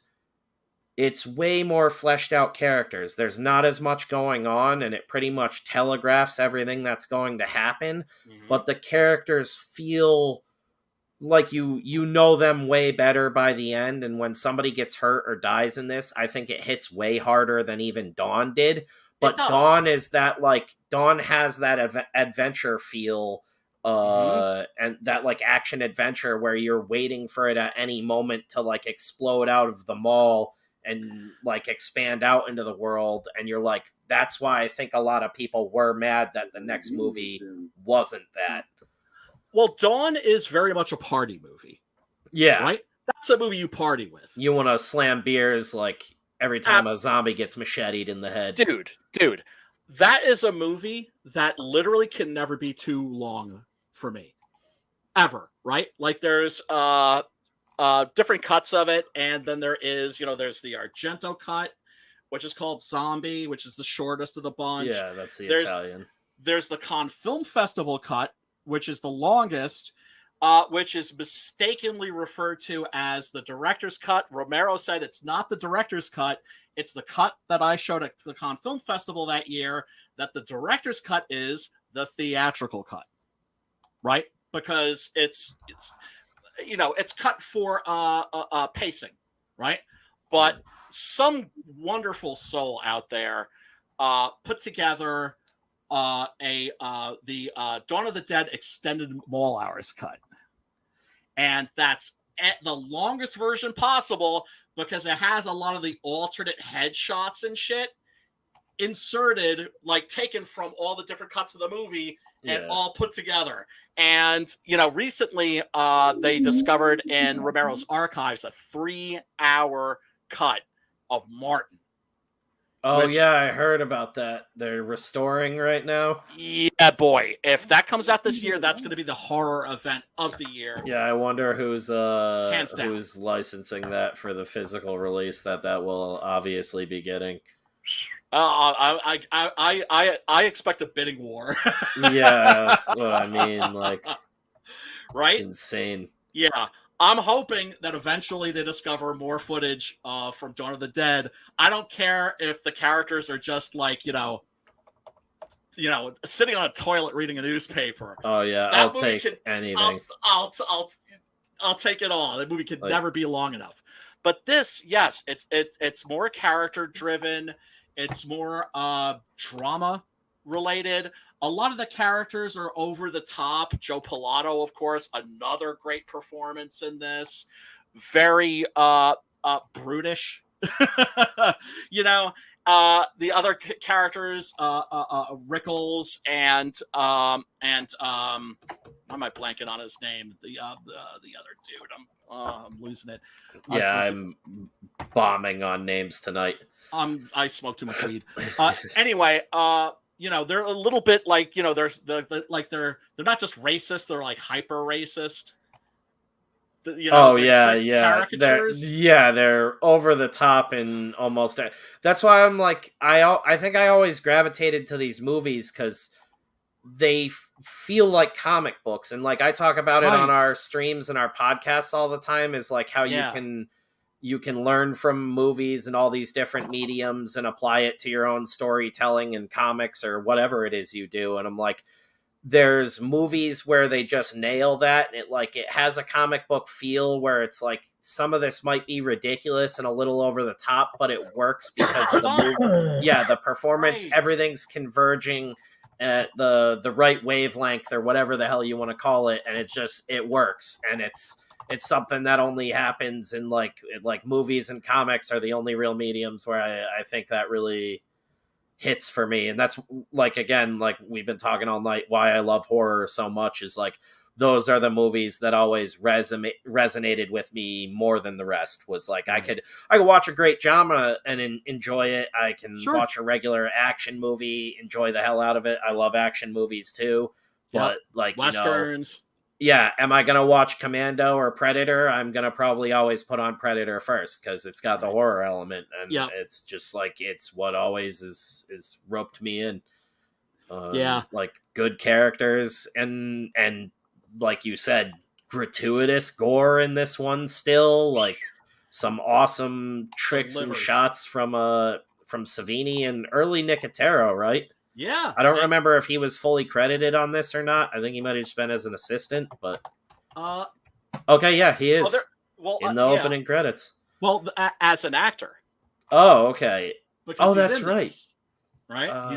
Let's jump ahead. By the way, this character right here, the doctor, he's John Amplas from Martin. But, with a tash and a flavor saver. And like a pirate. Well, yeah, and also like the locations in this, like that stone wall, for instance, that's not a set, that's real. Yeah, this is what My Bloody Valentine wanted to be shooting in. Dude, could they have lucked out more with this location? Holy shit, right? So it almost looks like they're like miniatures that are just like forced perspective near the screen too. Like it's like Mario insane. Bava style. Yeah. Yeah. And so here's Dr. Logan, aka Dr. Frankenstein, working in his lab. And there's this wonderful moment where we actually, because this is one of the things that I enjoyed about this was we don't get an answer for what's happening, right? Why the dead are rising with an insatiable appetite for human flesh. Why, even if you're not bitten, people will come back, which to me is really scary, right? It's like the death of death. And here, Dr. Logan, played by Richard Liberty, who you also might remember from The Crazies, which is a movie we probably should be doing one of these weeks. Yeah, The Crazy is pretty good. Very good. Another favorite of mine, and a great remake as well. Yeah, one of the better ones, right? Yeah. Yeah. But yeah, he explains like, the frontal lobe is the first thing to go, but the reptilian brain, right? The brain, the part of the brain that's at the very base of our skulls is the last thing to be attacked by decay, right? It's the R complex, Sarah. That's such a bit of prehistoric jelly that we inherited from the reptiles. Yeah, and he's like, basically done brain surgery on this zombie, and he's like, even if it still had its face, I don't think it would want to like eat us. And it's just like, dude, what the fuck are you doing? Right? Immediately when you first meet him, he's tweaked, right? And nobody does tweaked better than Richard Liberty does. Except maybe, I don't know, Bruce Campbell, maybe. And one of the things that Romero never gets proper credit for is being an actor's director. Same thing with David Cronenberg. They're very much actors directors and get really great performances out of their casts. If I remember correctly, a lot of this is like improv takes too that ended up being in the final, like not completely, but like some he let a lot of them riff, so some of these lines aren't actually in the script, the shooting script, I should say, is the easiest way to refer to it now. Right. Because they talk about that in, I think, the Romero documentary, just like you said, like it's a director that lets you feel things out. He doesn't have something exact in his head when he comes to you, which is, from what I've learned about filmmaking over the years, is the best way to go about things, because it's a collaboration, just like comics, where you kind of you come into it knowing it's going to be a team thing, and not everything is going to go your way, and sometimes that's for the best. And seeing these guys push and pull each other like day of must have been insane.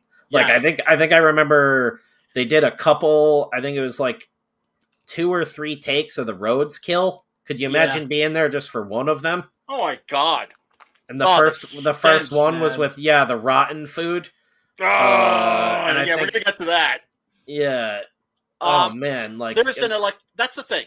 There's an electricity in this movie, right?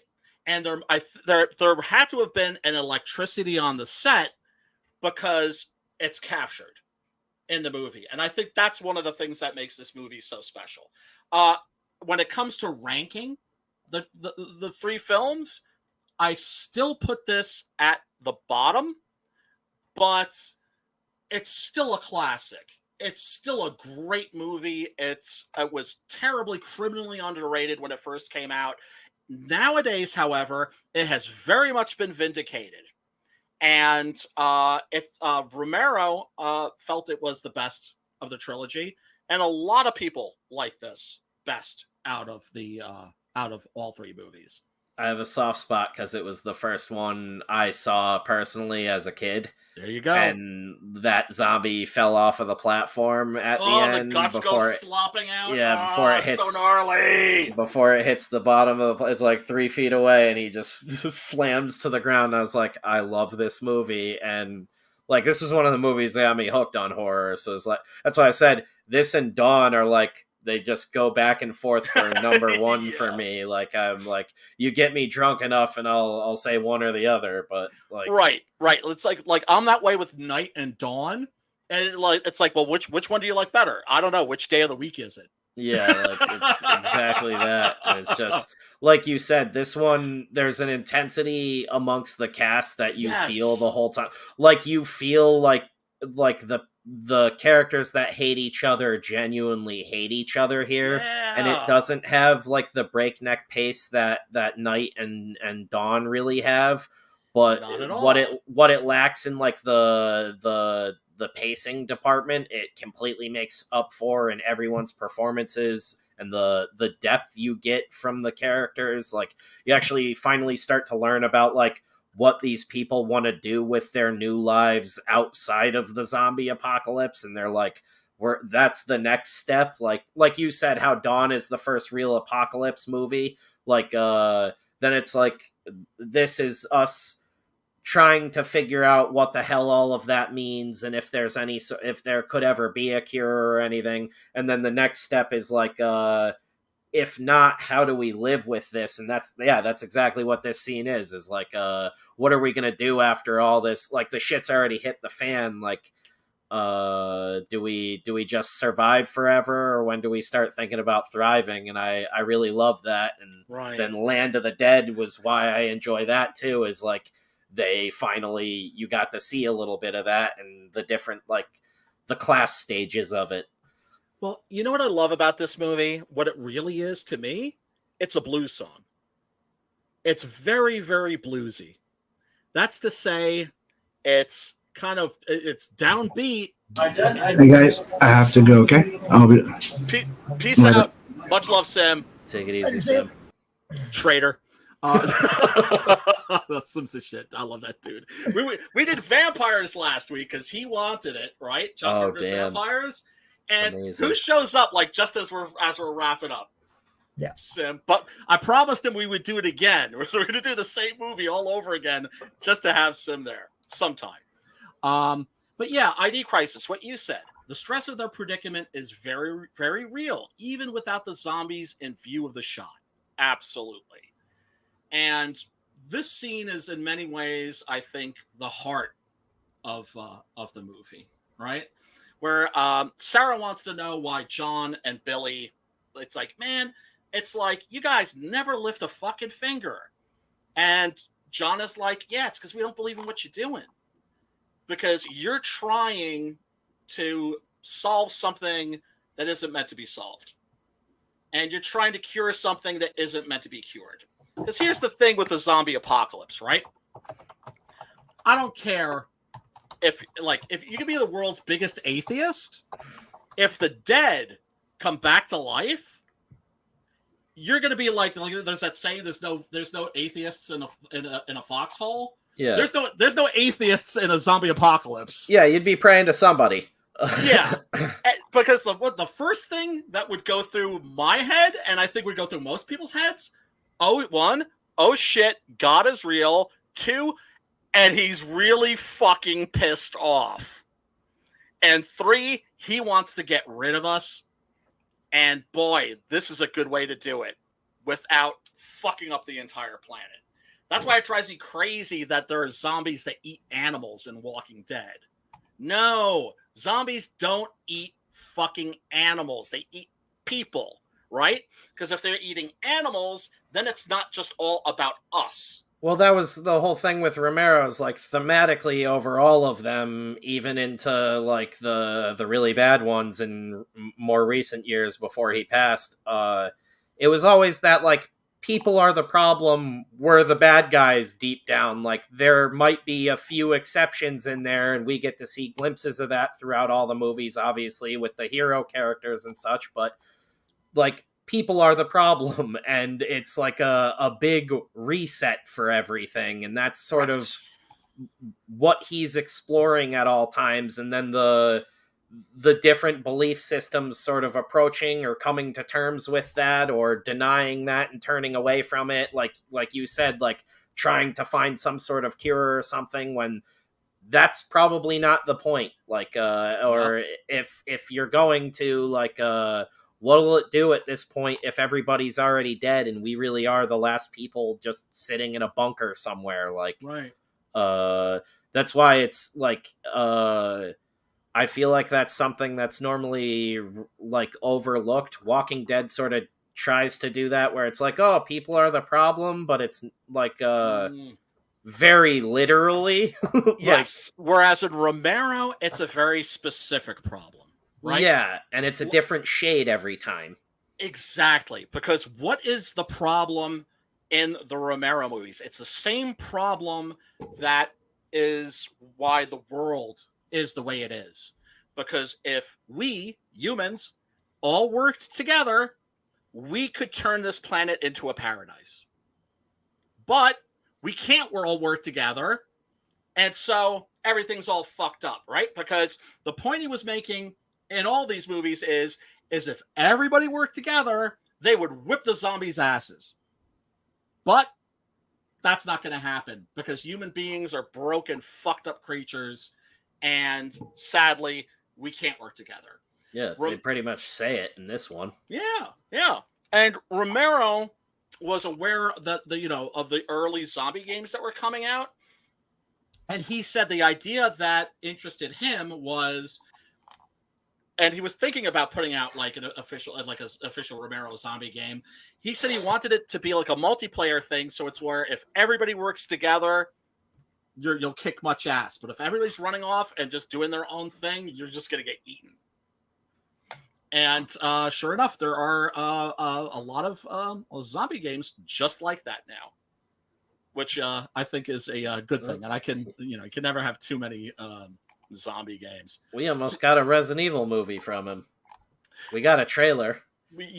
And the script. You read the script, right? Oh, yeah. Yeah, it would have been so great. It's a movie. So great. Yeah. And the thing about folks, you can find Romero's screenplays like for Day of the Dead and Resident Evil. You can find those at Drew's Scriptorama, free of charge. And Romero is one of those screenwriters that reads great.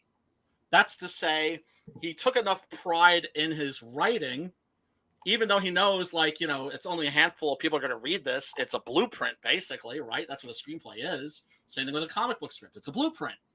But they're page turners. Yeah, they're definitely fun to read. They're fun to read. They're genuinely fun to read. So if you love George Romero and you're interested in the original Day of the Dead screenplay, the original Resident Evil screenplay, go grab those and check them out. They're actually fun.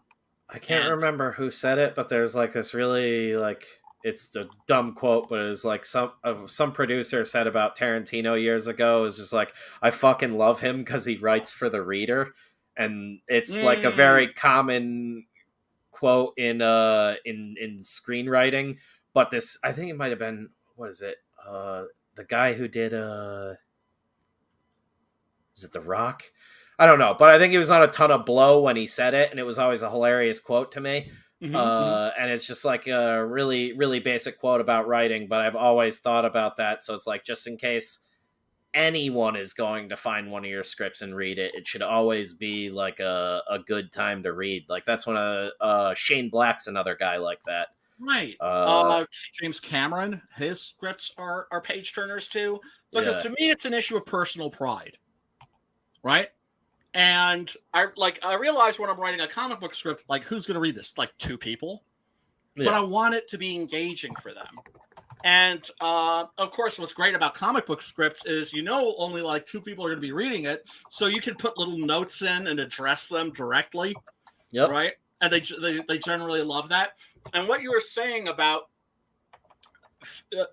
Romero approaching films as a collaborative art form, same thing with comic book writers too. And you want to be working with people that don't have the attitude that my idea is better because it's my idea, or your idea isn't that good because it's your idea. No, fuck that. It's all because the audience, the reader, does not give a fuck. Yeah. And they're not going to know about any of that stuff anyway. It's so you put egos with all that bullshit aside. Luckily, I'm not a really competitive person. I don't have a problem with that. And I've been super lucky, blessed really, to be working with people that don't have that attitude. Yeah, either. You find guys that just work with you, and that's the thing is when you understand that it's a collaboration, it's also easier to find those people where you just you sort of, I guess, fill each other's gaps is the best way to describe it.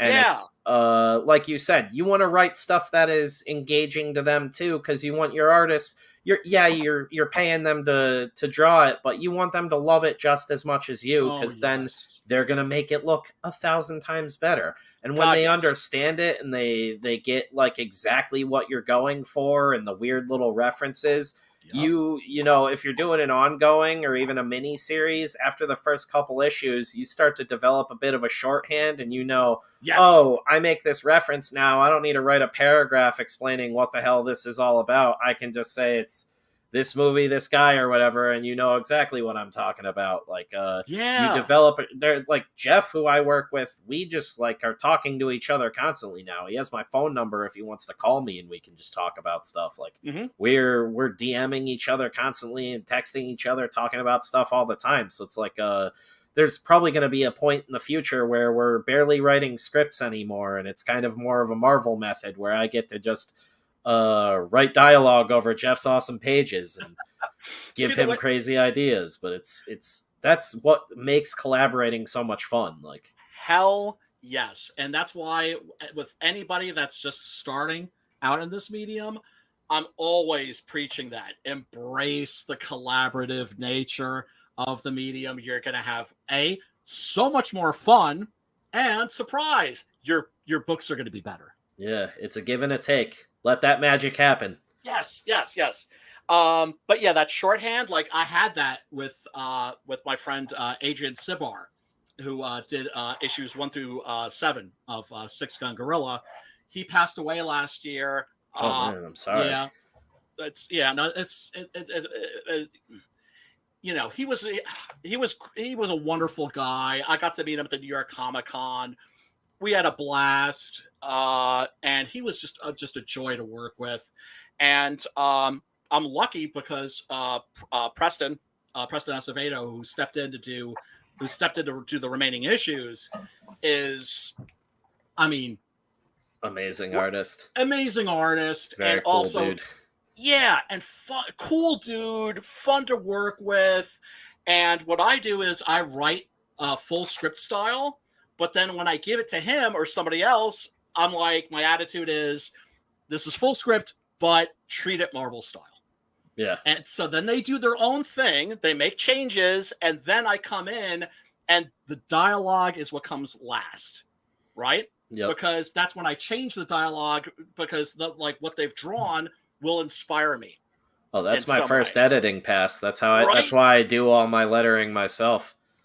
Oh, dude, that I don't know about you, but for me, that's the most fun. Yeah. That's when it's like, okay, I can kick back now and just enjoy myself. Yeah, you get to play around with it. You can you can sometimes the tone of a scene might shift a little bit, but it's about making it work and making it still a good story. And you have like all the ingredients there. It's just like finding the right recipe. And it's such a weird thing. Like, you can't really do that in movies or anything. I guess the closest thing would be like the Italians, like Argento and stuff, how they would do all their ADR dialogue after the fact. That's probably the closest thing in film, but it's just it's a crazy thing, and it works. It's a beautiful thing, and I wouldn't trade it for anything. Hell yeah, brother. That's what I'm saying. And what was I gonna say? Let me see. Of course. This is one of my favorite scenes, and one of the most quotable, I think. And it sucks because we can't run movie clips on here, or we'll get fucking taken off the air immediately. Beaten. Yeah. Susan comes to our house and beats us. Karen. Or you pirates! We get Nina Jankovic. We get a play button made of shit. Yep. Maybe he figured we was getting too big for our britches, trying to figure his shit out. And yeah, I mean that's kind of how I see things. That, you know, there's certain things. It's like we as humans have this capacity, right? For an incredible capacity for curiosity. Right? And we're always trying to figure shit out, and that's in our nature. And yet at the same time, I don't know that that's our job. Right? Figuring, I mean, what the fuck are we doing on the moon? I mean, I would much rather that we like use money to explore the galaxy rather than blow the fuck out of each other with weapons. That was kind of Romero's brilliance, though. Why these earlier movies work so much better too was like he poses all those questions, but doesn't fully give you an answer. And like I said, he explores it from different beliefs. Like there's people that sort of Look, they it off. suppressed weed in the world for way too long. That's what the problem is. They suppressed weed for too long. If they'd just let everybody smoke up, none of this shit would be happening, man. Oh, dude, but then we wouldn't have this incredibly strong hydroponic shit. Sure we would. That's around these We days. wouldn't have turbo weed. Yeah, exactly. Who do you think created turbo weed? People that like to smoke weed. Man. Yeah, man. Without a doubt. If we had legalized it sooner, the science would be even further along. If they had not suppressed it, if they'd have made weed legal back when they brought alcohol back, prohibition is what took weed away. Okay, just like it took alcohol away. They brought alcohol back. They didn't bring weed back. And if they had, we'd have a completely different society right now. Didn't that have to do? I don't want to get in. Never mind. I don't want to bring it up, but that had to do with a whole lot of other stuff too. It had to do with like the paper industry and lumber. Newspaper printers at the time in the Hearst family basically didn't want hemp as an alternative to paper supply, which is a thing that ties into comic books. And I could talk about this for hours. Hemp has 10,000 textile uses. I'm waiting for a fucking company to make comic book paper for offset printing out of hemp, and it will be like make hemp newsprint, and it will be a fucking game changer. Every Death Curse book I print will be fucking hemp book. That's been working on developing hemp paper says it just doesn't hold ink well. 10 to 20 times the yield per acreage, people come the fuck on. Yeah, I know. It just makes sense. Hold ink I know. well. You don't even... But it does, though. It does. It needs to be treated properly, and that's the whole thing, is the milling and everything, all the processes would literally be... It's like an infrastructure. This is like getting into like crazy libertarian talk, but this is like... No, this is the shit that should have been talking about. Yeah, this is like... sense, dude. It's almost like an infrastructure overhaul, though, like if we were to like change all of our like energy grid system over to like wind energy all of a sudden and just cut everything else out. Like changing over to hemp immediately would mean a whole. I mean, it would be a whole lot of new jobs and shit, but it'd be a lot of infrastructure that would need to be figured out. Like before that would be off the ground. That itself would create a shit ton of jobs. There is out of hemp. There's an airplane made out of hemp. Yeah, there is a company already doing it too, though. I just don't know how big they've gotten. There's an airplane made out of hemp.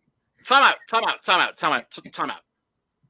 There's an airplane made out of hemp? Yes. Yeah, that's so fucking Cheech and Chong. Yeah. Remember they had the van made out of weed? In Up in Smoke, the first Cheech and Chong movie? They got airplanes made out of weed? Yeah, they got an airplane made out of hemp fiber. Oh my god. It's like fiberglass. It's fucking badass. It's strong. They make concrete blocks out of fucking hemp. Hempcrete, they call it, which is economically fucking better building fucking material.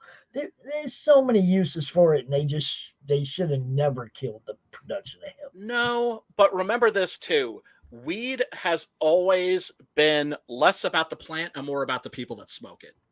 But see, we're not talking about even smoking it. We're talking about all the textile uses for it. Yes, dude. Yes. I mean, the first American flag. First American flags were made out of hemp. So much cheaper. Like I said, it's like an acre of trees takes 50 years to get the wood you need to do that. But an acre of weed. Yeah, how many times can you grow up another crop and another crop and another crop of weed on that same acre and make 10, 20, 50 times? I know. It's 40 times the acreage if it were a 1-to-1 comparison, and it's obviously not a 1-to-1 comparison. Like you said, you could probably do tens of thousands of harvests in the time it would take that 1 acre of trees to fully mature to be like rendered for pulp and everything like that. Like I worked in printing for a bit. I know how to make paper and all this weird dumb shit that I've just learned over the years. But it's one of those things where like I didn't mean to hijack it's complete. shit, but Oh no, it's yeah. it's totally cool. I love talking about this kind of stuff. But it's it's just one of those things that it's going to take time, but it's completely doable now, which is I've been really an fucking advocate cool. I've been an advocate for the legalization of hemp and not just Hell yeah, weed. Okay, federally not just so I can legalize get all of it. high, you know. But because of the textile uses, there's so many. Yeah. You know. We're going on 2 hours. Are you guys still cool to hang out? Because I might have to duck out. I probably have a hungry girlfriend at this point. oh, you don't How want much that. movie? Yeah. How You much don't want movie that. we got left to cover here? Really quick. This is Greg Nicotero right here. Getting his throat torn out. Yeah, I forgot. He's one Nice. of the guards. You notice the hair on the Yeah. flesh? God damn, Dude, man. that's good. That's good shit right there. Yeah, it is. Well, Those I mean, dudes know their stuff. this is a tour de force for Romero. I mean for Savini. Oh, Yeah. That's the thing. This was like that stretch of 10 years where he was just like, I'm gonna step it up. Every movie he was on, he's like, I need to do better than the last one, and it's insane. I have his book on like doing prosthetic effects. Like that's basically how Grand I learned. Illusions. Yeah, how I learned Yeah. to do like all the stuff that I do. I actually got to work on a movie this past November, doing a little gore gag for a kill scene in an indie film that I can hopefully Nice. share with you guys in the near future. Cool sort of. I don't know, horror comedy is the best way to describe it or not yet, but Okay. I'll know better soon. But yeah, I got to do something really cool for it, and it was a Awesome. lot of fun. And I'm doing some other stuff with those guys in the near future. Yeah, That's Shadow. I get the difference, but the government never did. more horror Yeah. oriented. Yeah, You know. Pops did time for weed. Okay. Yeah. Oh Time. man, You know. I'm sorry. The government is retarded. Some Yeah. fucking bullshit, man. That's some fucking Oh bullshit. my god. All right. I did time for weed twice. Unbelievable. 20 years apart. In What the same state are you in? Well, I'm not there anymore, but it was Arizona. It was a zero tolerance. Oh, dude, yeah, they're brutal. I have family Yeah. out there. When in the 80s, I got busted with a quarter pound. Oh, God And- damn. And I got sentenced to 4 years. Hold up, it gets better. Motherfuckers, man. you might as well have a rocket All right, launcher I'm hanging gonna out really the quick window. get a refill. Okay. Spencer, if you need to dip out, that's totally cool. I'm gonna listen to this weed story real Okay, quick. I'll be right back. So 20 years later, I had a little deal where I went to California every now and then, and I picked up some of those imperfect buds that the dispensaries wouldn't use, right? Yeah. They wouldn't buy, right? And you could get them pretty cheap, but the weed was really good compared to what we had in Arizona, which was all the Mexican dirt weed that came through Phoenix. We never got good weed there unless somebody went to California and brought some back, right? So I started kind of doing that. And, you know, the next, I got busted again in 2013 or 2010, coming back from California with 330 pounds. Oh, damn. Okay. Pick it up for a couple of friends. So they tried to give me 10 years. Oh, fuck. And I was like, for weed? Yeah. You're fucking kidding, right? And they were dead serious. They wanted me to sign a plea bargain for 10 years, or they were going to come at me for the full sentence, which was 24 or some stupid shit, right? Jesus. Yeah, because I'm sure they probably hate you for distribution and all this other shit. Well, they couldn't get me for anything. They never even went and searched my house. They never heard of me. You know, they hadn't heard of me in 20 years, and suddenly they had me with a huge amount of weed in a car, and that's all they knew. You know, Oh my they God. didn't even go search my house. I'd be like, I stole this car. Well, I couldn't say that. But, Yeah. you know, so I was not going to do 10 years over weed. So I jumped. And I jumped bail, and I was gone for 7 years. And that's when I went off the grid. Okay. And I stayed off the grid even when I got when I got caught after 7 years of being on the run, they came at me with a new plea bargain for 2.5. Oh my god. Which now this is the great part of this. Okay, 2.5. Okay, I've already got like 6 months back time for the jail time that I did, waiting to get bailed out of jail and then jump bail. Right. Okay, so I already had like 6 months back time. So they're asking me to serve 2 years now. Okay. Well, shit, I couldn't get the pen out of the lady's hand fast enough to sign that. They were trying to give me 10 before. Right. So 2 years, I was like, shit, I can do that sitting on the toilet. Give me that pen. I'm gone, right? I got out about the exact same time I would have gotten out if I had let them throw me in prison for 10 years in the first place. God damn. Ridiculous. But I got to spend 7 years free running around the country. Rock and roll That is pops. fucking insane. Yeah, man. Rock What and a Never life. just give up your freedom, bro. I'm sorry. I'm not trying to be an anti-authoritarian. Or Oh no, anything. man. When they You're bringing it out of me. Unjustly trying to take years from you, Yeah, and now dude, look, insane. and now look, you can smoke weed. It's like they took fucking years from Yeah, me it's over everywhere. me, right? it's my everywhere. My girlfriend has her medical card, and it's like recreationally legal here now. So her medical card is basically pointless at this. Yeah. Like she got it, and then like 6 months later, they were like, "By the way, smoke weed, you idiots!" Like, Where just you like at?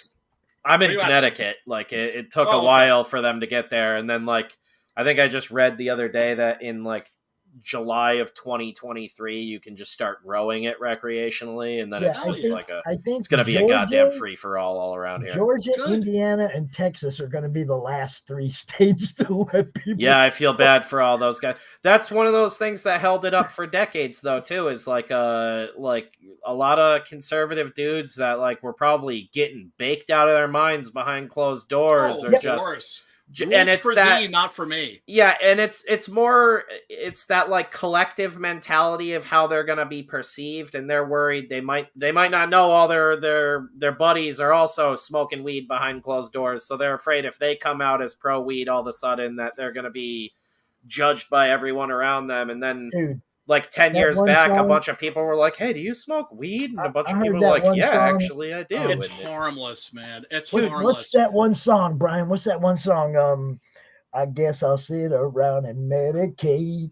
You know the song I'm talking about? That cop is high right now. The president's high right now. Your dad is high right now. That's literally it. And like 10 years ago, like everybody came out of a brain fog. It was like everybody didn't smoke weed for an afternoon, and we were all looking around at each other like everybody looks like they want to get high right now. And we were like, do you like smoking weed? And like it like all of a sudden it started getting legalized recreationally all over the place because it just seemed like more people started talking about it finally, and it didn't become this like because it had such a fucking dumb stigma for so long, and it's God. That's Oh my why free speech is important, because then you can talk about this kind of shit and figure out the proper way to use things. And I'm hoping. Shadow says it right there too. He's in Indiana and he drives to Illinois. For 2 years, he's been driving there to make. Yeah, I think Mass just. I think Connecticut too might have, but I believe Mass just recreationally legalized psilocybin and mushrooms and. Good. That's pretty wild, but Dude. If you're into it, and you're an adult, go for it. Here's the thing about mushrooms, right? I work with a depression bipolar support group, right? Yeah.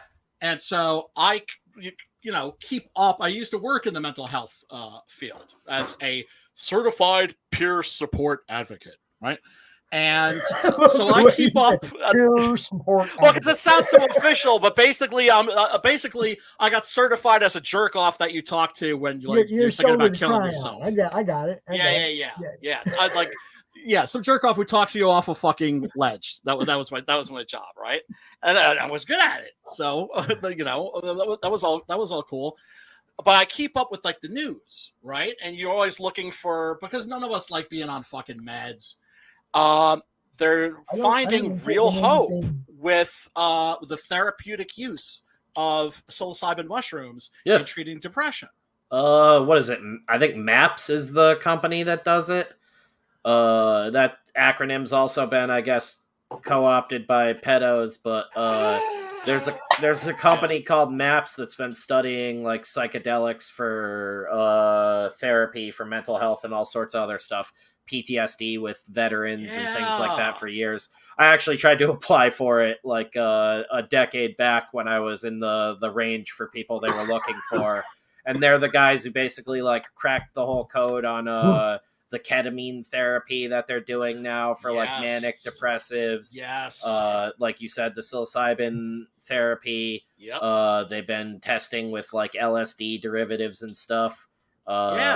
That was always more my thing. Mushrooms is kind of like an out of control thing for me, but I understand why that would be enticing to some. It's less of a commitment. Look, you plan mushrooms. You don't just let's get mushrooms, everybody. It's like you go camping or you go camping, or you order some pizzas and play some video games. Show or a Star Wars movie on a big screen. Laser show. Like, yeah. Laser Floyd. yes, absolutely. Yeah, the thing is, I never liked about acid is that it's just like it's too much of a commitment. It's just like, okay, I'm gonna be trimming balls for what 8 to 12 hours. Oh yeah. With mushrooms, it's just like what I'm about to talk to everything I never wanted to. You can just eat another one every now and then and keep it going as long as you want. But here's the amazing thing. It's like with the ketamine treatment, dude. We had a guy in my group that it hurt to look at, right? He had treatment-resistant depression, which is uncommon, right? But it happens, and it happened to this fucking dude, right? It's fucking brutal. Brutal. Like I mean, you wouldn't wish that on your worst enemy, right? Like horrible. Like he goes for the ketamine treatment. I see the guy walk in the room with a big old smile. Hey, what's up, fellas? It was a miracle. It was a miracle. I've never seen anything like it before. I was just like, I was like, I'm a little bit of a religious dude. You're not a Bible thumper, but it was like one of those moments where like I felt like turning into like a black Southern preacher, like praise the Lord.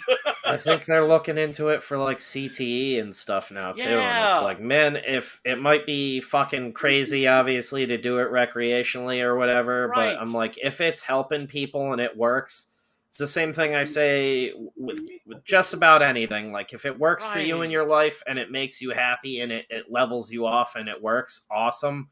I'm not one for long-term medication. I would never advocate for anybody to get on opiates or anything like that. I lost a lot of friends to it, but if shit works and it's helping you get your head right, fucking awesome. I'll tell you what, I'm all for it. Yeah, I have not taken anything big pharma in over a decade. I'm talking about aspirin. Nothing. I take a pill for my depression, right? And also helps with anxiety, right? Paxil. Problem is that it like really reduces your sex drive. But I don't have a girlfriend right now, so I could give a fuck, right? But if I could switch from then I take speed for my attention deficit disorder, right? No, it's Adderall, right? Adderall? When you get the bottle, right? Because my shrink, who I trust with my life, she's the shit, right? Totally helped me get my life together. She's just like, okay, for the ADD, like here's a prescription for Adderall, and I get it, and I get the bottle, and I look at it, and you know what it says? Amphetamine. And I was like, I called her up. I was just like, are my eyes going to start bugging out of my skull? Are my teeth going to start falling out? Am I going to start digging holes in the backyard? I'm going to start, right? Like all this Breaking Bad shit's going through my head. And the government meth. She was like, calm the fuck down. It's just a teeny tiny dose. I'll probably give you just a little bit of a bump and help you focus. And that's been my experience with it. But everybody's different. I have a friend who took this shit and it fucked him up badly. Oh yeah, they gave it to me in high school and they were like, maybe you don't have what we thought you had, because I was like, it was basically like giving cocaine to like a teenager. Like I was out of my mind for like a good 3 months on the trial they put me on for it. Jesus. Yeah, like man. I would sleep for 2 hours maybe a night or not at all and just be like up out of my mind, just clean my whole mom's house, like just like completely geeked on meth, basically. Like, because I think they put me on like 25 milligram XRs, which are the extended releases. I take like I take like a 0.5 and I weigh like 280 pounds. Yeah, well, I was like probably 240 and 6'4" in high school, so okay. yeah, I'm a pretty big dude, but yeah, they overshot it quite a bit because I had like problems with grinding my teeth, all sorts of crazy shit. I wouldn't eat for long periods of time and would just lose like 10 pounds a week from being on my medication. And this was just like we're going to put you on it for a couple of months. And after a couple of months, they were like, we're going to get you off of that. And then I just went right back to being like a giant fat guy again. Dude, but it was just like the meth diet for like 3 months. I was like out of my mind in high school, crushing all my grades because I was like, I couldn't sleep. So it was just like, well, I've done everything else here. My room's clean. I've beaten every video game I own. I guess I'll just do my homework now. Like, just get so high on meth, read a whole textbook. Homies from Ritalin kid. Okay? That's basically what XR Adderall is. Ritalin for me though it turned me into a zombie. Dude. A downer. So you're one of the zombie. Okay. Yeah. All of our brains work differently. Yeah. Our brain chemistries are all unique. 5th grade, I was a D student. Yeah. In 6th grade, I found weed. I quit taking the Ritalin. Pops. Hold up. Now I quit taking Ritalin and I started smoking weed with the kid at the bus stop every morning, right? And I quit taking the Ritalin, and my grades went up to B's and A's because I could fucking focus in school. Yeah, it reacts like an opioid or like an antidepressant for some people. Sometimes it just has like a weird reaction. Fucking drugs, man. None of them work for me the way they're supposed to work. I mean pharmaceuticals. Every time I've ever been prescribed something, it's fucked me up. Because we're perfect little snowflakes, Pops. We are. No, that's the fucked up part. That's the fucked up thing. It's true. And that's why this is always going to be an ever evolving science, and you just kind of need to. And it's in its infancy. It's in its infancy, but there is hope. I didn't mean this to turn into like a lecture. Yeah, about mental health awareness. And hey, it's always good to talk about it, man. I think so too. We can't be embarrassed about this shit. I love that you guys can. And it's marijuana education. Yeah, there you go. Right. Learn a little bit about everything. Man. No one here is an authority as far as I know. Go read more about it on your own. Do the research, man. It doesn't hurt to learn more. Weed all day long. Amen. Always be learning. But I do need to duck out. Thank you guys so much for having me on. You got it, brother. Thank you so much for hanging out. And you are in the club. So every week I drop the link. Come and hang out if you feel like. There's no pressure zone. We just come here to just bullshit about horror movies. I'll definitely pop in again sometime. It was all right, man. Good time, dudes. Yeah, it was great meeting you too, guys. Sir. Take it easy, Brian Pops. No. Bye, everyone in chat. ID crisis. The difference between sativa and indica indica is nighttime weed, and sativa is I still got shit to do weed, but I want to get high. Yes, that's the best, dude. Seriously, that is the best because I've heard a lot of different ways of describing the difference. That's without a doubt the best explanation I've ever heard. That's exactly right. Indica couch. That's for when you want to sit on your ass, maybe eat some chips, order a pizza, and watch some Godzilla movies. I got one jar that's got the indica when I have to get some sleep. I have to like if it's 1 a.m, I'm playing video games and shit. Yeah. Like, oh damn, I got to get up at 6 with the kids. Then it's smoke a big old bowl indica and go sleepy time. Yeah. Well, I mean, that's the thing that's cool is like back in the day. First of all, the weed was fucking swag, you had no these idea. assholes telling you, "Oh no, I'm sure you've had some real swag in your time, right?" But I'm talking about the kind of shit where it doesn't even get you high; it just gives you a headache and makes you like sleepy, right? Like that kind of crap, right? And now it's just like, I mean, we don't really have dispensaries here yet. We have head shops everywhere. Right. In fact, I'm thinking like for Enter the Cromniverse, I may start hitting some of these places. We just had one open up here in town. They're everywhere. I'm talking to them about putting an ad in the Cromniverse book. Well, hell yeah. The ad I wanted to make, the old Marvel style. Yeah. Marvel style hostess ad, right? Yeah, baby. Where Crom swings by and tosses some buds at the bad guys and they all chill out. And they all sit down and chill out in front of the dispensary. Oh my god. You know. Yeah. All I know is that when the dispensaries open around here, which they inevitably will, when they see a guy, people tell me I look a lot younger than I actually am, but I got a feeling that when I walk in the door, they're going to be like, oh, like, don't even say it.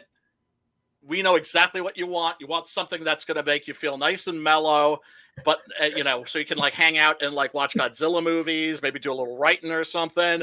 They're going to give something that's going to make you trip balls have you for, like, been in like 3 hours. Have you been in one before? No, I haven't. Dude, I haven't. You're gonna walk in there and they're gonna like personalize, like hang out with you. What exactly are you looking for? Here's our house brand, like our house buds, which is good buds, but at a great price. And then they got, like the killer. Yeah. They got the edibles over here. They got the pre-rolls over there that are all dipped in oil and keef and shit. And it's like, oh my god, sounds like heaven, dude. For somebody like me who advocated for weed all my life, living somewhere where it's legal, finally, they took 6 years for me. I live somewhere where it's legal. I know. That's good. Yeah, that's the best fucking middle finger that you could possibly give to those motherfuckers. Seriously, because it's a growth. What happened to you, on the real, was a major injustice. Well, and injustice is something that fucking rubs me the wrong way. It happened to thousands and thousands of people. I know it did. I know. The So many lives crime destroyed. bill was the worst fucking thing that ever happened to this fucking country, dude. I know. That's one of the reasons I wouldn't fucking vote for fucking Biden. Was that fucking crime bill? It was the worst, one of the worst. It was just as bad as the Reagan war on drugs. Yeah, it was. Let's lock motherfuckers up. Let's lock motherfuckers up because there's fucking money in it. There's the two worst things that ever happened in our country. Right? Well, recent history. Okay. The war on drugs and the 91 crime bill, they just changed. Catastrophic. And NAFTA? Yeah. Changed the face of our country. They were horrible. The crime bill? Fucking Clinton. Right? Fucking the fucking mass incarceration, Clinton. Fucking NAFTA, Clinton. Right? But that's the thing is that Democrats can get away with fucking shit up way more than Republicans can. That's the fucking truth. Obama just came right out and just said openly, I'm a Republican.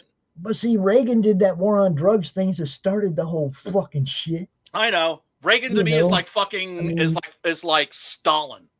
Everybody has to understand that both sides are planning this shit. Yeah. Oh, dude, it's wrestling. You got the heels and you got the faces, and it keeps changing. Yeah, it keeps changing. Keeps changing back and forth, back and forth. But see, that's the thing that's always important. If you get in any kind of political discussion these days, I'm always like, keep in mind, we're talking about wrestling here. Yes.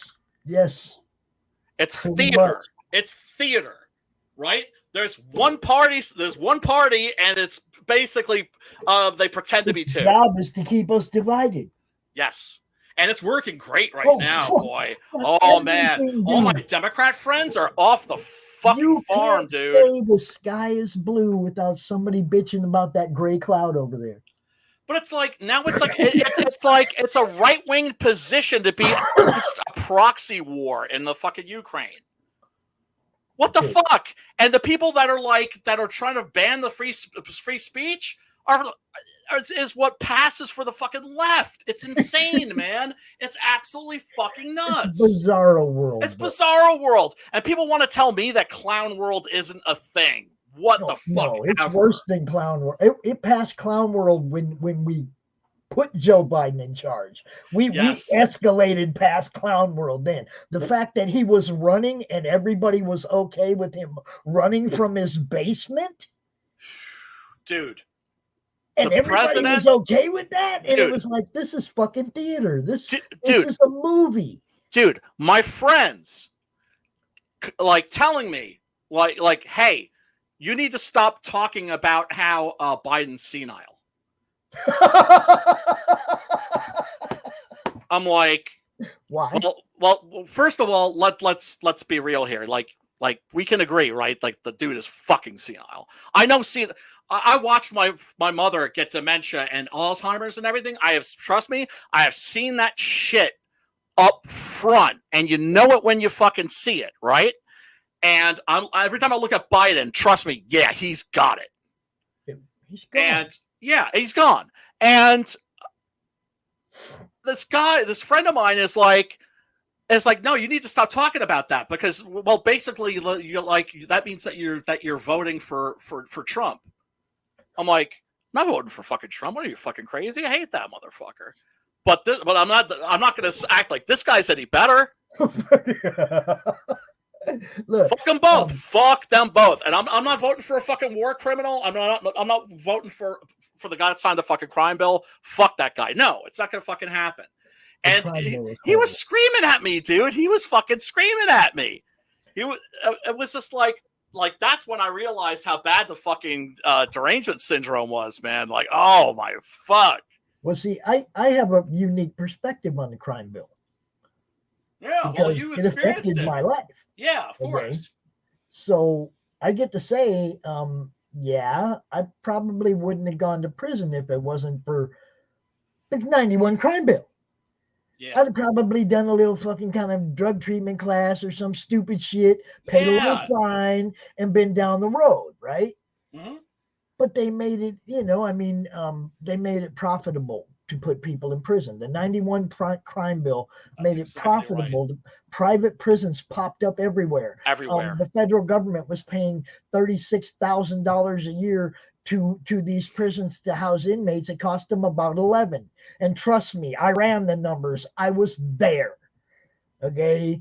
The prisoners have access to every piece of paper and every document that goes through that prison. That's how they find out about each other's jackets and all that shit. They know, it's like you go on the yard and the head of the yard goes, I need the dirt on dude. And they bring him the fucking paperwork on you so he can figure out where you're going to fit in his fucking hierarchy. Jesus Christ. You know what I mean? Or if you're a snitch or a narc or some, they get your whole fucking file. Okay. So I know for a fact that they spend about 11 grand a year per inmate to house them. And you know what? The federal government pays for empty beds too. Oh yeah, they do. They do. I know. And then they also, I actually know a lot about this subject, not firsthand, right? But just reading about it, right? The for-profit prison system and how they nickel and dime motherfuckers, how they make it like really expensive, like phone calls are super expensive. This is worse when they up the prices on your families. Yeah. Okay, like the vendor machines and shit at visitation are fucking ridiculously high. Yeah. Your family comes to visit you and they're in their wallets. Okay, they charge ridiculous. A fucking ramen soup was $1 each. And that was 10 years ago. Okay. Right. You see what I'm saying? So who knows now, right? All this shit, they might not even let motherfuckers get ramen soups in there anymore. Arizona was harsh, okay? Right. The first time I was there, you wore your own clothes. It was like you had CDs and shit all in your cell. Second time I was there, you were limited to, everything had limits. Some shit you couldn't have it all anymore. The care packages for the holidays were gone. They were down to, like you can get 10 pounds of shit. When I was there, you get like 75 pounds worth of shit. Dude, like, how bad was the food? No, that's the county jail. That was Maricopa County Jail. That was Joe's house that the food was unedible. Okay. Right. The prison was like plain food, hospital food. It's food. You know, I mean, it's like Right. Okay. So it wasn't but like you had especially the bad. canteen. You could buy all the shit that you know, like Yeah. if it was they were serving something nasty, then we make burritos in our hot pots in our fucking cell, you know, or whatever, Right. you know. But that kind of shit was if your family was willing to throw money at you, or you had a job that actually paid something. So this There is weren't very jail. many of those jobs. See, Right. they would okay. I found out right away that if you work outside the gate, like if you're working on a farm picking chilies, let's say, because that's one of the things in Arizona, okay, you can be on the farm out in the field picking chilies. That guy that owns that farm, he's getting paid minimum wage per hour per inmate, okay? Yeah. You get 50 cents. Right. Okay. Right. But the prison is getting minimum wage for your work. Oh, dude, that's the other thing. It's like a slave system now. This is where I'm going here. Yeah. Now you have to work or you're locked down. Right. Okay. Yeah. So you don't get no sunlight, you don't get no fucking yard time or nothing if you don't work. And so you have major companies that are basically using slave labor. yeah.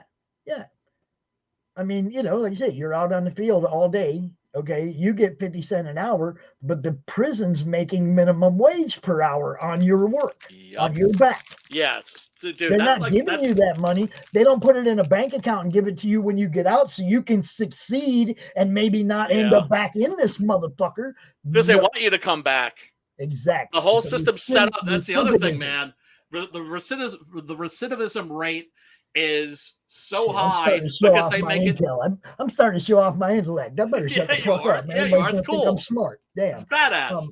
Look, like I said, I lived it. I studied it from the inside.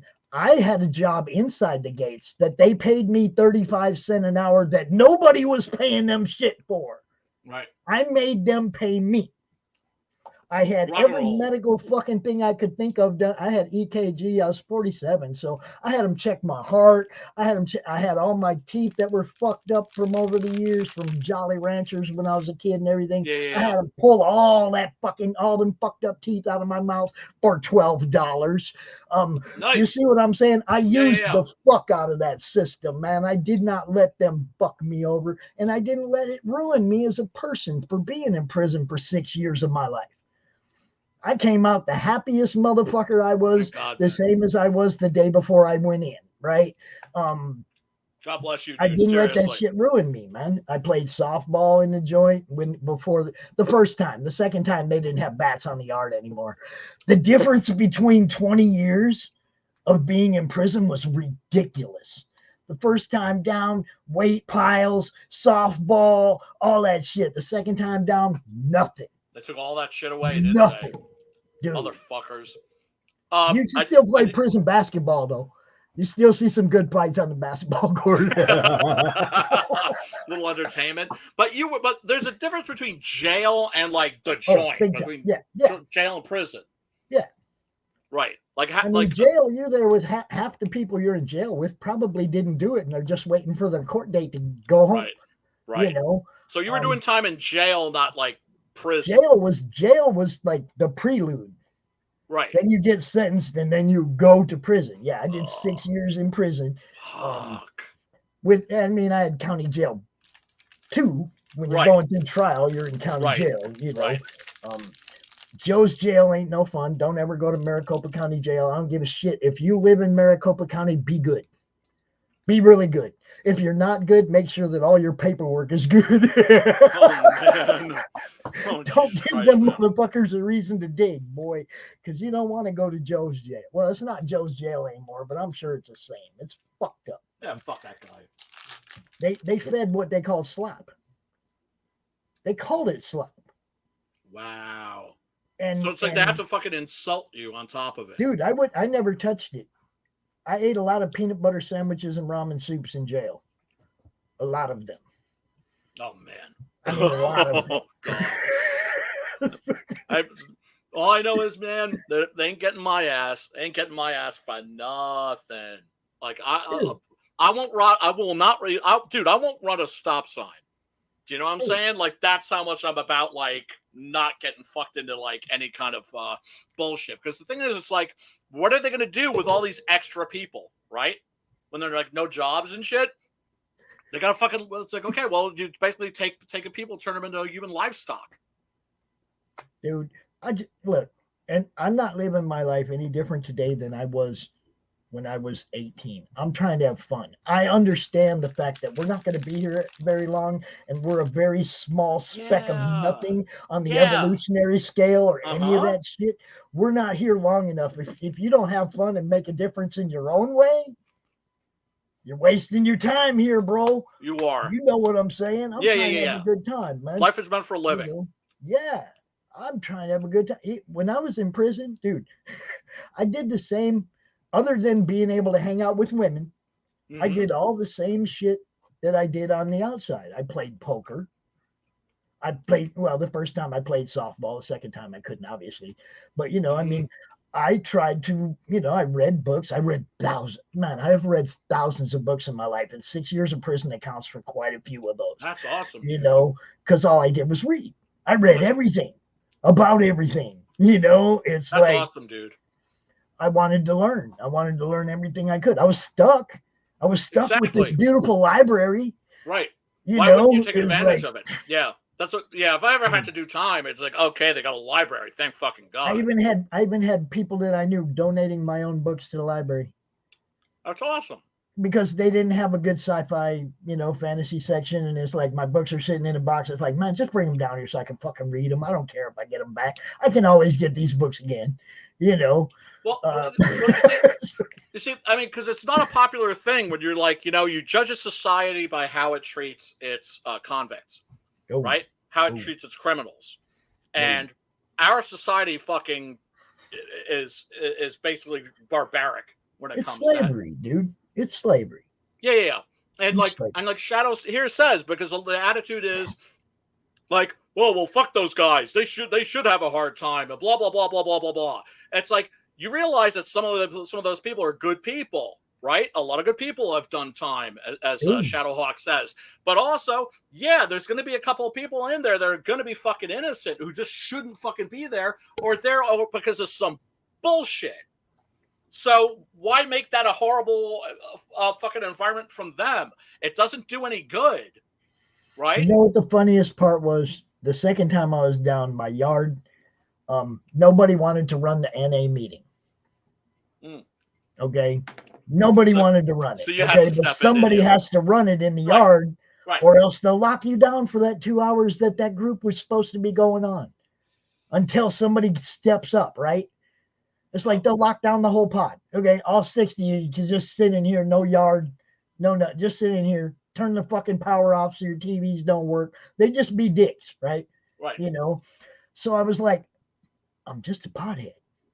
I don't think I'm the right guy to run a fucking NA meeting, Although I had plenty of friends that had narcotic problems, it's not I didn't know about them, but I didn't feel right going in here and telling people about this shit like I was running something.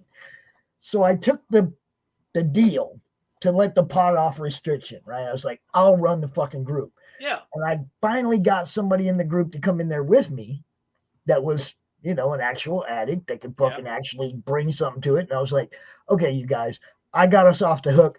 This guy's running the fucking meeting. No, you roped him in. That's all you had to do, man. But that's the thing. Sometimes meetings, but everybody else got to go out on the yard during that 2 hours, right? So, that's and also don't think that those sessions weren't fucking helpful for those people too. I mean, I know from experience that support groups work, dude. Yeah, my prison was before Trump's time. I don't know, bro. But I did prison in the 80s and in from 2010 to 2012.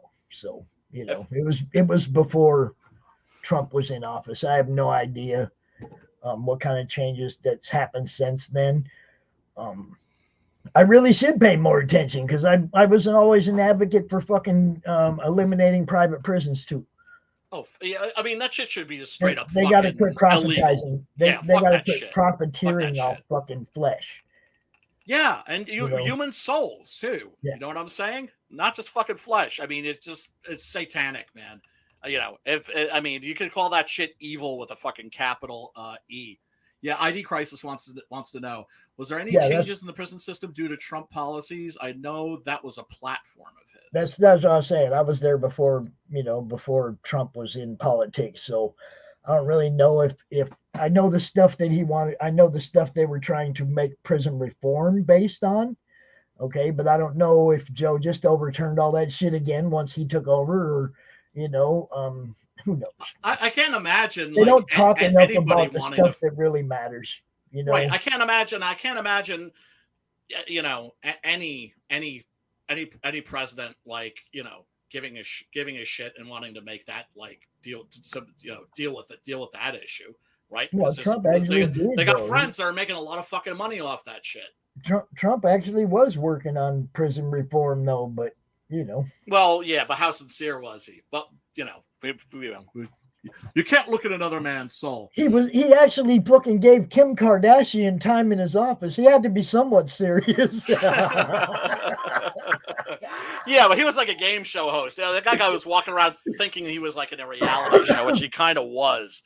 But anyway, folks, it's been 2 hours and 40 minutes. If you've been hanging out all this time, thank you so much. You've never taken me into prison though. That's dude. If I'm going to the joint, if I'm going to prison, I'm going to do crimes in Finland. I was like, really? For weed? No! Yeah. So fucking stupid. Oh yeah, check this out. Right before we go, I got to break this down because we should have gotten to this way before. When they did this scene where Rhodes gets killed. Have you ever seen this movie, Pops? Yeah. Right? When they're ripping his guts out here, when they're tearing him in half, what they did was they had I think pig entrails or something, right? Yeah. And so they left it in the refrigerator, overnight. Before they went home, some asshole pulls the plug out of the disconnects the power cord to the refrigerator. They come back the next day.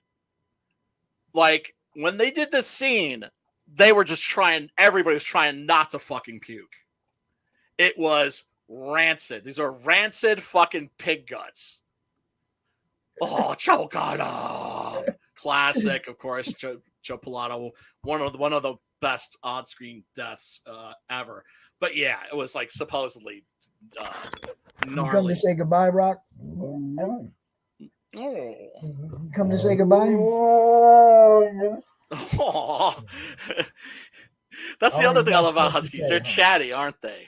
He's always got something to say. Talk. Oh, that's so damn cute, man. Yeah, you got some blood on you too, don't you? Talk. All right. You know what he's saying? He's saying smash that like button, smash the subscribe button, smash the notification bell. Everybody, thank you. Yeah. Yeah, he's agreeing. He agrees. We're having a conversation. Yeah. You think everybody should smash the subscribe button, right? What's up? What's up, dude? Oh my God. Oh, what a gorgeous pooch. Who is that, by the way? That's Rocky. That's Rocky. Rocky. We call him. Sir don't talk about me. I know what you're talking about me. Don't talk shit about me. He's the little one. But see, what happened was that Zeus was above him, and Zeus had a hold in the back of his neck. Yeah. And Zeus is shaking away, and that skin's just flopping back and forth, and nothing's happening. Right. He's underneath, and he's got a hold of Zeus's fucking armpit and legs, and he's opening Zeus up. Oh man. You see? And Zeus is thinking he's all kicking his ass and shit, and really he's getting his ass kicked. That's what happened. Zeus got his ass kicked. He's up there fucking bleeding all over, and I wish fucking Travis and Nicole would get home so we could do something about it. I don't worry, it'll get better. It'll I get don't know better. if they're going to Pops. want to try to take him to the vet. I mean, the last time I seen him get up and walk, he was limping really bad. He's not coming no. down the stairs. Oh you no. know? So I don't. I mean, we So it's can't not even get him bad. outside to go pee and shit without carrying him down the stairs. I'm pretty sure that's. Well, yeah. No, if he's hurt, you'll notice. If he needs to go, if he needs to go to the vet, you know. Well, I mean, it's patched up. I mean, they're the ones that. I know, but you love your babies. You love your babies, so they get that You gotta damn quit money. beating up your brother, dude. Yeah. You know, you got to quit beating up your brother, dude. All right, Pops. I'm gonna talk to you in a second. But everybody, thank you so much for tuning in. I'm not sure what movie we're doing next week, but we'll let you know about it if you smash that fucking like and subscribe and the bell. Yeah. All right, Do and all everybody, right. stay scared.